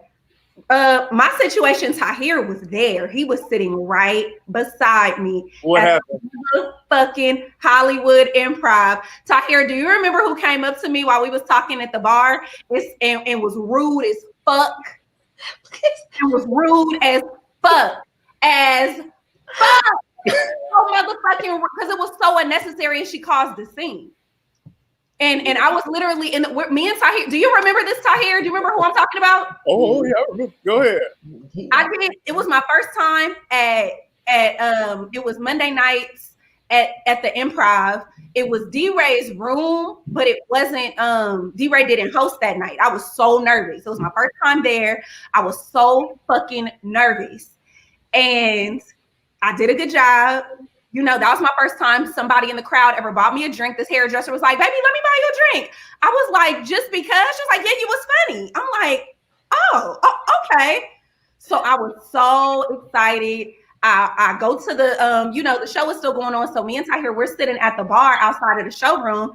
And this woman comes up to me. You was okay. You was just okay. What else what did she say, Tahir? Because she started off, she didn't introduce herself. Me and Tahir are sitting at a bar and we're speaking to each other. And you was just walked up, you was just okay. I didn't think you was going to be good at all. Let me move. I didn't think you was going to be good at all. You definitely should have been up there for no 15 minutes. But them first 3 was okay, going on and on and on and on. And I remember when she left, and I didn't say anything. And I remember when she left, Dante, what is his last name? Dante, tall, dark skin. Dante Barrett. You just gonna let her talk to you like that, Tyree? I said, what the fuck was I supposed to do? And I remember the only one who I felt like had some goddamn sense was Tahir. Because he was like, no, you did the right thing. I'm gonna let Tahir tell you the name because he was there. That's why I was like, No. You say it. No, you. Tyree, listen, I carry my own crosses. You understand me? I said my name. You did. Can you say mine? No. Say my name. It was Leslie Jones. Say my name. Say my name. Oh, I love you. It was, yeah. Wow. In 10 years to the date of her doing that, I was testing for SNL after she left last year. Wow. Isn't that funny how shit you shouldn't have been up there no 15 minutes loud. Like it's the bar. So it wasn't loud, it was quiet. Everybody heard just this woman. It looked like it was about to be something. You know what I mean? And so it just because I didn't do nothing. I know I probably look like a punk bitch. Oh, sorry, a punk. No, you don't look. Whatever. With that, you don't look bad at all. I will say, number one, let's also start size. I feel like you got hands, but she got reach. So let me just start there. I told Tyree she did the right thing because in that situation, regardless of how Leslie approached her, Leslie was the bigger name. Mm-hmm. So if it would have happened like that, Tyree would have been banned. Leslie was just on her ascension, so they would have been on her side. They would have sided with her because she would just be like, I just told her what she needed to hear. You know what I'm saying? That's gonna make her a stronger comedian. If she can't take criticism from another comic, how's she gonna take it from an audience? That's the route that she would have went. And it's unfortunate that it came from, another black female in that situation. Another black, I don't know. Like I always hear that female's the wrong word to say. So another lady comedian. Mm-hmm. Comedian. They stopped saying comedian. They stopped using it. So I was just like, listen, man, this is one of those times where pride has to be swallowed. And you know what I'm saying? Because we're inside of the place. If anything had broke out inside of the place, it would have been no way to explain it. If it had been outside, it could have been a different situation. You know what I'm saying? But it's just like, I didn't know Leslie at the time. I had just met Tyree at the time. This is 10 years ago. I had just moved out here like a year prior or like a couple months prior to. So I didn't know nothing. All of this is foreign to me. So I just know how I would have handled it. And I know how I would have handled it would not have been the right way. So I just like, you did the right thing. Hey, Alexis Brown, be up in this thing. What up, baby girl? So, yes. I got one more quick one if you got time. Hold on a second. Hold on. I would love to hear it too. So let me tell you something. If you don't want to get through to me, give me a good goddamn story. I am a softie for a good story. You understand? Tyree, you didn't do anything wrong because as we all know, comedians who've been doing it longer than you a lot of times give you hazing and they're disrespectful because they feel like you're a new comedian, you ain't going to amount to nothing, and you're not going to ever continue being a comedian. In no way, shape, or form am I condoning or defending her actions because I'm never down with women going against women or, each other in the community. However, I will say you did handle it the right way. You've continuously been blessed and will continue to be blessed because you are a superstar. You already know that. And God has shown you how many things that he's going to show you and bring you because you deserve it because of your talent and your gift. So you did it the right way. And at the end of the day, she definitely got hands, and I would not have liked your face to be messed up. Because my feelings was hurt, but I put them back together. Woo. Let me tell you something. I'll get y'all. Go ahead, Kristen. Did y'all know? Tahir, Tahir gave me Tommy.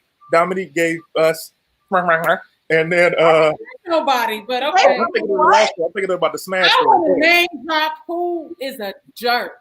Oh, give it to me. Oh, Busta Rhymes. Really? The Busta. I've never had any problems with him. Listen, Busta Bus. I was first moved here. I went to Roxbury. I'm in Roxbury, on Roxbury. Oh, those used. Oh, Mr. Old LA. Anyway, Roxbury. And I was at the bar, and I was waiting for my homeboy that had a table to come, and I saw Busta Rhymes. Now, I became a huge Busta Rhymes fan in 1997 when he was on the Puffy No Way Out tour, and he had this skull, like this. They almost kind of looked like, you remember like Legends of the Hidden Temple, and they would jump out like these skulls and all these different That's what it looked like. So he jumped out of his skull on stage, and it was just like this dope performance. Like after that Die Hard Busta Rhymes fan. And all I was trying to say was like, oh my gosh, like I think you're like an amazing artist. It wasn't like on some take me home type stuff. Y'all know this Negro looked at me after my compliment and rolled just like that, rolled his eye like a female. Did he pop? Which is, and my friend is like, "He's a jerk," and I'm like, "Absolutely." I was blown away. Busta Rhymes smacked his mouth, and Wanye happened. I was a kid. Like my dad had gotten us backstage passes to Boyz II Men concert, and Wanye was a jerk, and I was like 10. Wanye, the thick one from Boyz II Men. Did you call him thick? You nice, you fat, and I ain't gonna fat shame. Y'all ain't gonna dig this up on me, but fuck Wanye. You right. I could have said the lead singer. I'm sorry. You called him the thick one? I'm sorry. Really? Wow. Here's the thing. I can't even defend Beyonce and Kelly and Taraji. Taraji was like my favorite client. Oh, good for good ones. Okay. I was about to. Hey, look, I was gonna ride with you with everybody. If you said Beyonce would have spit in your face, I would have still defended her. You understand me? It was high. That's Beyonce. So nice, and She was trying to anoint your ass. Spit in your face. He's so damn. oh my God, you are so nice. You are such an amazing person. Oh, that's Beyonce. Really. Thank you. Give it to me, Kristen. And you know what? She does that like to everyone around her. I got to sneak in and watch her rehearse once, and she was just like, just thanking everybody just out there. And I was just like, She's a queen. right. It's Beyonce. That's right. So I was out and about in the streets with my homegirl Lyric Jones, who is a dope MC. She had invited me to this music little like secret thing. You had to have like password to get in or whatever. So this was like shortly after I had come to LA. No, don't laugh. It's not funny. So I was having a good time. I was in the booth with some celebrities, which, you know, I was like used to that or whatever. And then so it was like Terrence J was like standing next to me, and I was like, and we were all like drinking because there were drinks, you know, out on the table. So I like tapped him, and I was like, I was asking him to pass me something. So he turned and started going off on me, and I'm like, what are you talking? Like, what are you talking about, my G? Like, what's your problem? Because he was thinking that I was like demanding or asking or telling him to like buy me a drink. And guess who swooped in to like bust it up? Who? Rudy. Keisha Knight Pulliam. She was like, and I don't even think that she knew, or I think we had maybe like mentioned prior that we were sorry, like just in passing, because Terrence is a cute, because I would see him at shows like all the time that I was working on, and you know, whatever. But he was lit again, and I was just, and she was like, no, why you talking to, don't be talking to her like that. Like she just jumped in like, you know, I was like, yeah, girl, because that's not what, but in his defense, when he realized what I was really asking, he did apologize.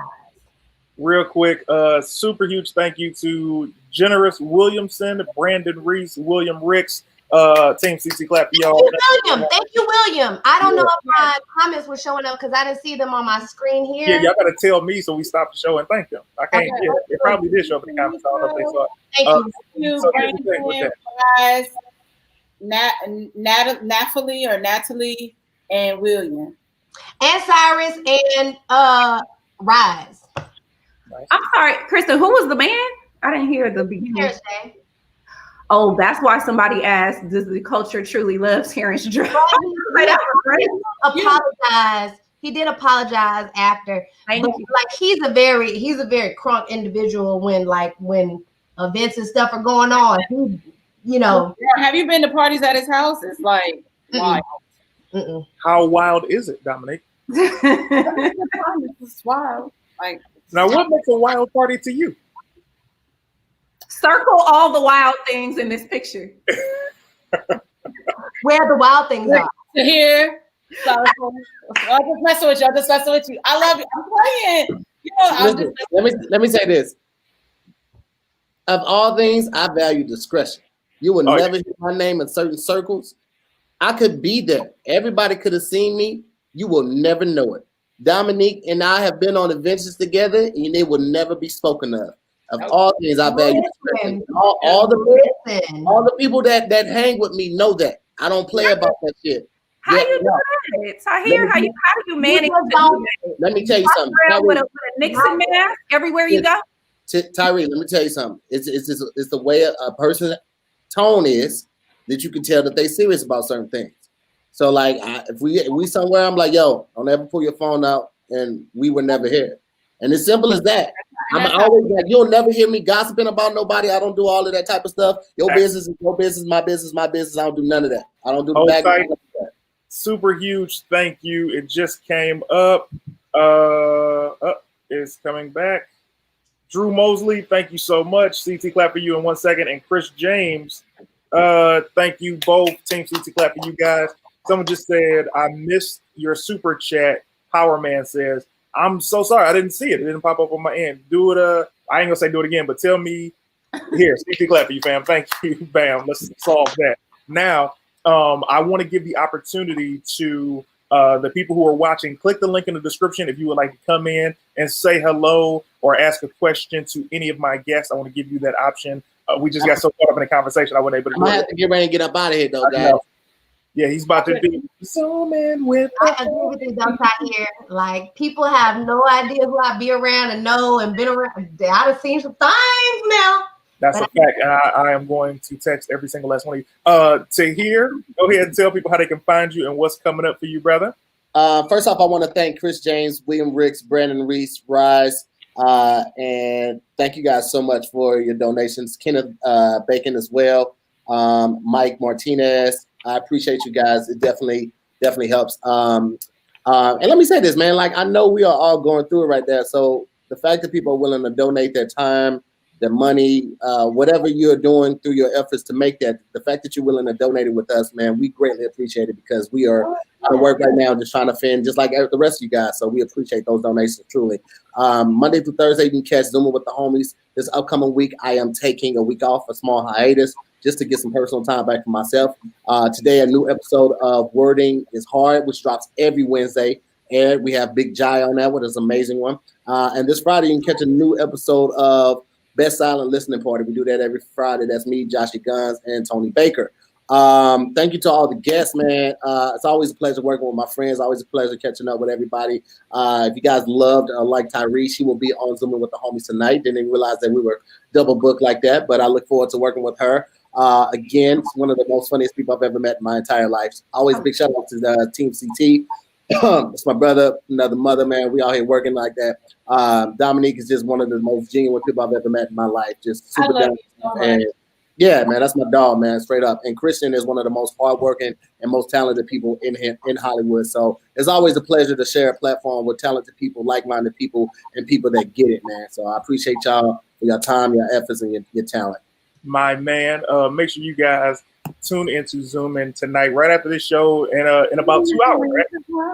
In about 2 hours. Hold on, I got somebody in the green room. They probably want to say something to you. Hey, what's up, Troy? Hey, Troy. Hi. Can you hear? Okay, all you guys and the hard work that you guys put in. I just wanted to know, like, how do you guys stay humble and keep all the negativity out? Do me a favor, direct that to whoever you want to answer it, because I got to hear for a limited, literally quick amount of time. So I want to get straight to him. If that's a question for him or somebody else, just give it a name. Anybody can ask. Anybody.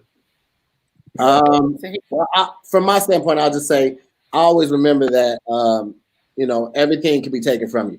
You know what I'm saying? You can lose all your money, you can lose all the houses, all the cars, but your self-respect and your word is all that you will have left when everything else is gone. So I always just try to move with that. I realized that I didn't become, known to so many people on my own merit. You know what I'm saying? The talent is one part of it, but it's people sharing the videos, it's people liking the videos, it's people in the live stream, the comments and all of that type of stuff, and recognizing your genuineness and everything that you do that really make you. So I never take for granted the blessings that have been bestowed upon my life, and I appreciate that every day. And then I also have a good group of friends that keep me humble, and they're not yes men. They will check me when I'm out of line. They'll let me know when I shouldn't do something, when I should apologize. And you got to have people like that around you at all times. For everybody who is watching, where can you watch Zoom with the Homies? You can watch it on YouTube.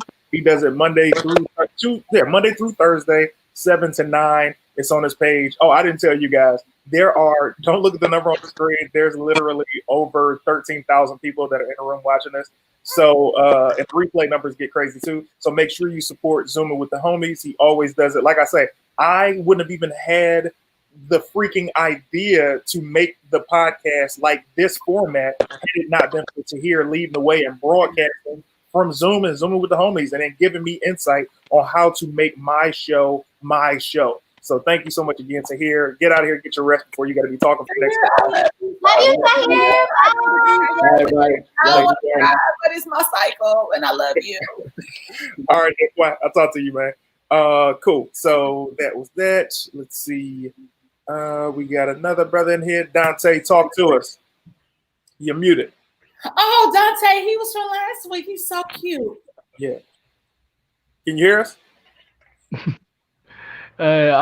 We can't hear y'all. All right, cool. Talk to us, man. I just want to say I watch y'all so much.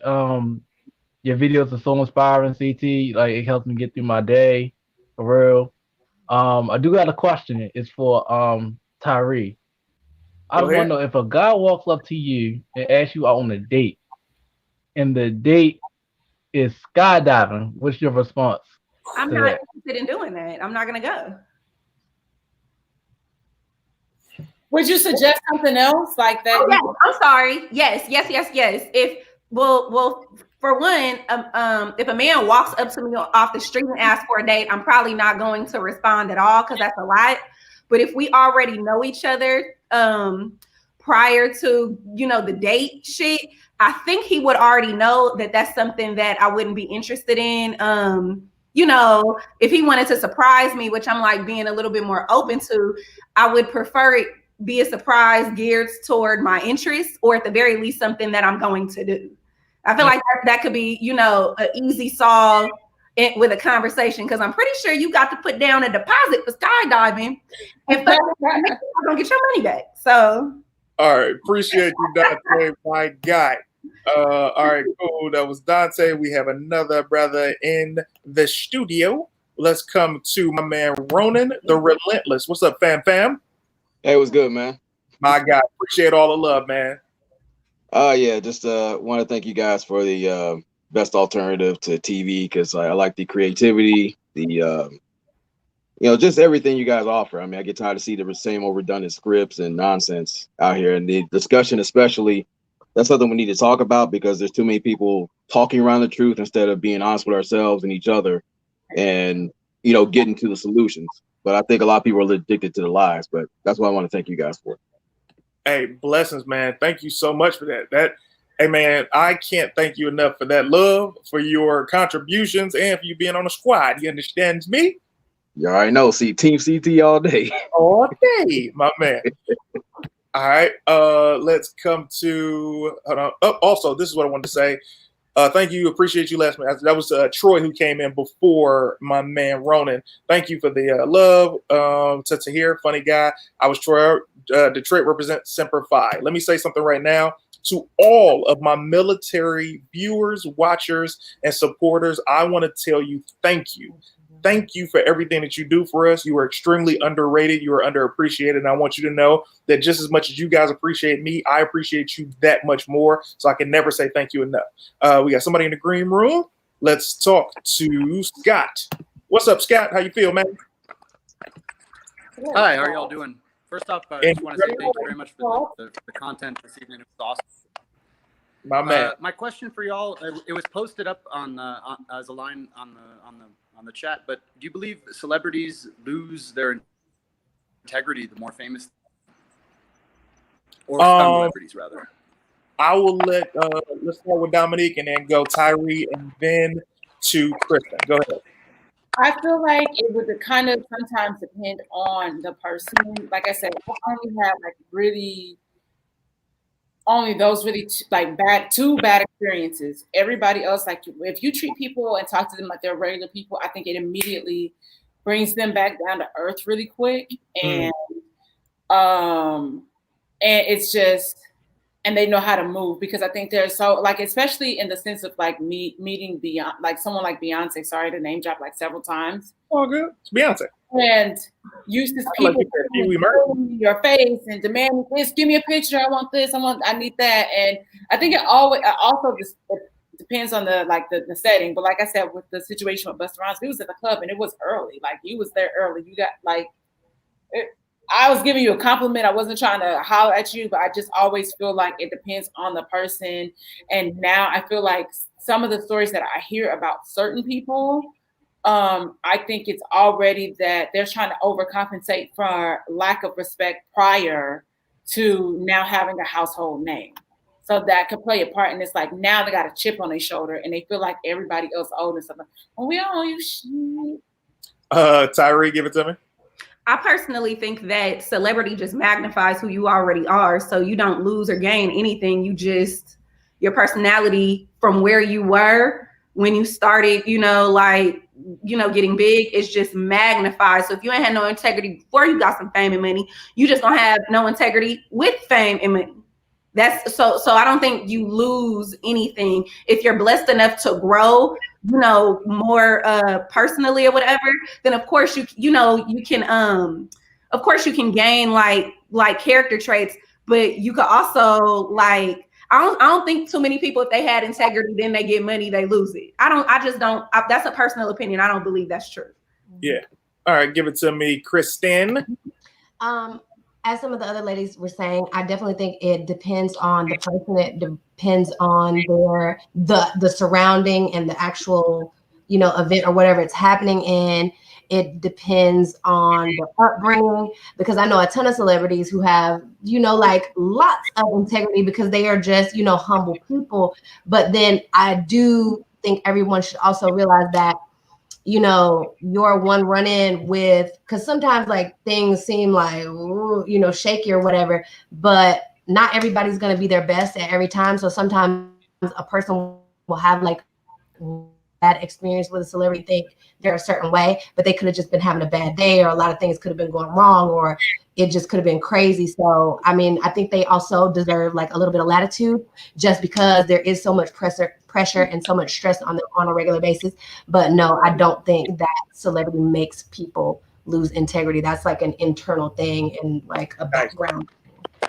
Thank you, Maurice. Sorry about that. I couldn't keep the comment up that long. It's blocking some people on the screen. But Scott, thank you so much for the love, man. Thank you. And I also, with that, what everybody said, I took ethics classes and media law classes in school. And I think also celebrities have to remember that they have a job too. Yeah. If you're having a bad day and I'm I will not go to work just because I know I'm moody and I'm in a space where I can't really function and interact with people. Mm-hmm. So have your assistant go do something, or your relative or whatever, but don't go out in public, because unfortunately you have an image to uphold, a reputation to uphold. Unlike, me, I'm just an everyday person. I ain't there yet, but you get what I'm saying. Right. But what I can't be Jay-Z and have a bad day in public. I can't be Chris. Well, we've seen Chris Brown have a bad day in public. He should have stayed home. But you know what I mean? So you have to look at it from a business standpoint, and you have a brand that you are trying to maintain and uphold. So it's you have access to certain things that we wish we had access to. So move through that. And I'm sorry, it's just unfortunate. You might have to stay home.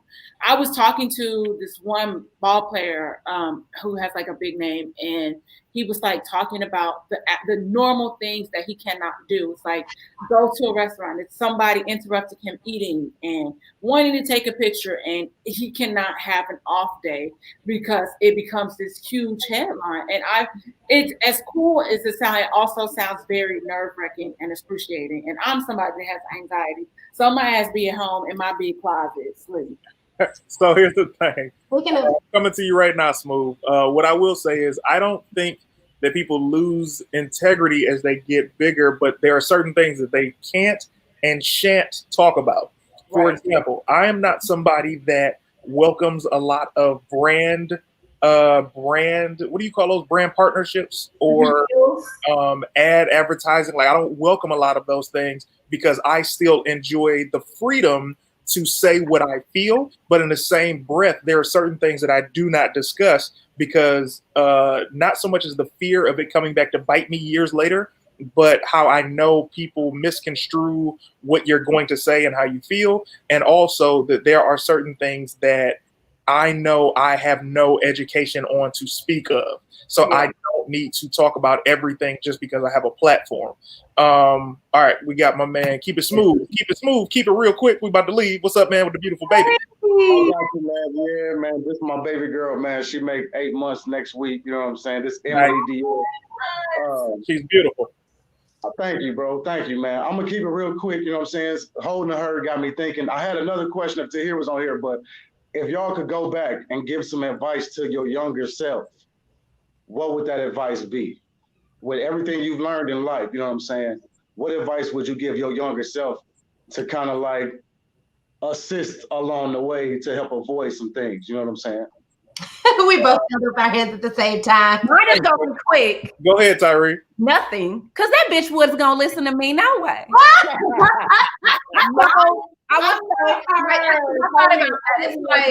I would tell her to love herself and to do this and to fuck with everybody. But it's like the mindset that I had back then would have been like, no, stop, get away. I'm so attached to my toxic environment. No, don't tell me no new shit. So I had to experience some stuff in order to, so nothing. She would not have listened. Jason Cox, thank you so much for saying that. That is such a blessing. Thank you so much. Hope you have a speedy recovery and healing, and it is an honor. Team CT all day, fam. Go ahead, Kristen. Mine is also very quick. I would have told her, do what you want to do. Like all these things your parents were telling you, like, oh, this is not realistic. Oh, you need to focus on this. Like I was good at all those things. I excelled at all those things. I got scholarships. I got money. I got like opportunity. Like I should have just done everything. That like, go ahead and do it, girl. Go for it. Go. Just do it. I love it. Give it to me, Dominique. Oh, I'm sorry. Right quick. Brandon Reese. Thank you. All right. Well, thank you. Go ahead, Dominique. I think my advice to myself would be, it wouldn't be too much different from what these two ladies said. It would just be like, girl, save your money a little more. That's it. That's it. But you know, because I think we also live in a society where everything has to be boxed in some kind of way. It has to follow this path, and it's no path, because what we think success is and what wealth is and what all these things are, it doesn't even exist because it happens to each person differently. So it's like for me, it's like always follow your gut and your intuition, because everybody might give you advice or tell you how they got somewhere. Yeah. It's null and void for you because that's not your path. That's a fact. Advice to my former self, man. Excuse me. This is going to seem extremely unbelievable, but I knew that I was going to get here. And I think what I was telling myself from that point on was just to be patient, and it's going to happen. I think I've never been somebody that's been in a rush to get where I am or to achieve a certain thing, but just know, if anything, it would just be to go back and kind of spoil it for myself. Like I will go back and be like, hey, man, it's gonna happen, boy. And you ain't gonna expect it, but it's about to jump off for you. I would give myself a cautionary thing to definitely save my money, because early on when I started getting opportunities, I would just spend it on what I needed it at the time instead of putting some away for the times that I wasn't working. But so thanks, man. I appreciate that love. Appreciate you coming in here. I appreciate the opportunity, bro, man. Blessings to all of y'all. My guy. Hi, baby. Ovaries. Oh, I know, right? Oh my God. Thank you for William Riggs. I didn't get a chance to put my Cash App on because it just said put your name, but some kind of way he still found me. But thank you, I appreciate it. Let me tell you something. That brother was source. You understand me? Go ahead, Kristen. I was saying I hope everybody heard, because I saw some of them late. But we didn't even get to do our good stories, because Chris Brown was one of my good stories. Well, Chris Brown is an amazing person. I don't care what anybody says. Usually, She's like, yeah. No, I haven't had an experience with him. Oh, all I know is what's been portrayed in the media. So that's why I'm like, Tyree, he's an amazing soul. yeah. A tortured soul, but he's an amazing 26, thank you, soul. man. Here's the thing. I have a great Chris Brown story. He's incredible. Incredible dude. I have nothing but nice things to say about that brother. Unfortunately, you will never make everybody happy with everything that you say, and I will not even go that route. But I will say that brother is incredible. Success is like getting pregnant. Everyone says congrats, but no one knows how many times you. That is hilarious. But I will take one time. Okay. It only takes one time. That's a fact. I get what he was going with it. I know what he meant to. So in closing, ladies, give me how we can find you. What's coming up for you, Kristen? We'll start with you. You can find me on Instagram at Kristen, KRISTEN _HURT. Yes, that is my real name. My Facebook is also simple. It's still just my name, Kristen Hurt. That's about it. I got some film stuff coming up, although I'm not at liberty to discuss. Nice. I'm in it, writing on it, producing on it. Congrats. And also check out our faith-based podcast, Behind Her Faith podcast. It's based on our show, Behind Her Faith, that is on UMC.TV, Roku, Amazon, and Apple TV. Also, nice. All right. And I also think that we should communicate only through here since I have a mute button. Dominique, go right ahead. What's coming? You can find me on IG at St. Angeles, and Twitter, it's Pretty Sadiddy. If you want to hear what I have to say, it's PR3 TTY SADDITY. Mm-hmm. I'll get my life together one day and change it over to St. Angeles. Jesus. I mean, just change it to one thing so people can find you everywhere. It was like everything used to be Pretty Sadiddy, and then as I was trying to start to brand myself and do different things, I have become St. Angeles, and St. Angeles might have candles coming soon. So your house smell amazing. I just ordered my samples for everything. That means you gotta change your Cash App to that too. What did I miss? Everything, fam. You missed. God, Mondo. Y'all remember them drinks, Mondos? Of course.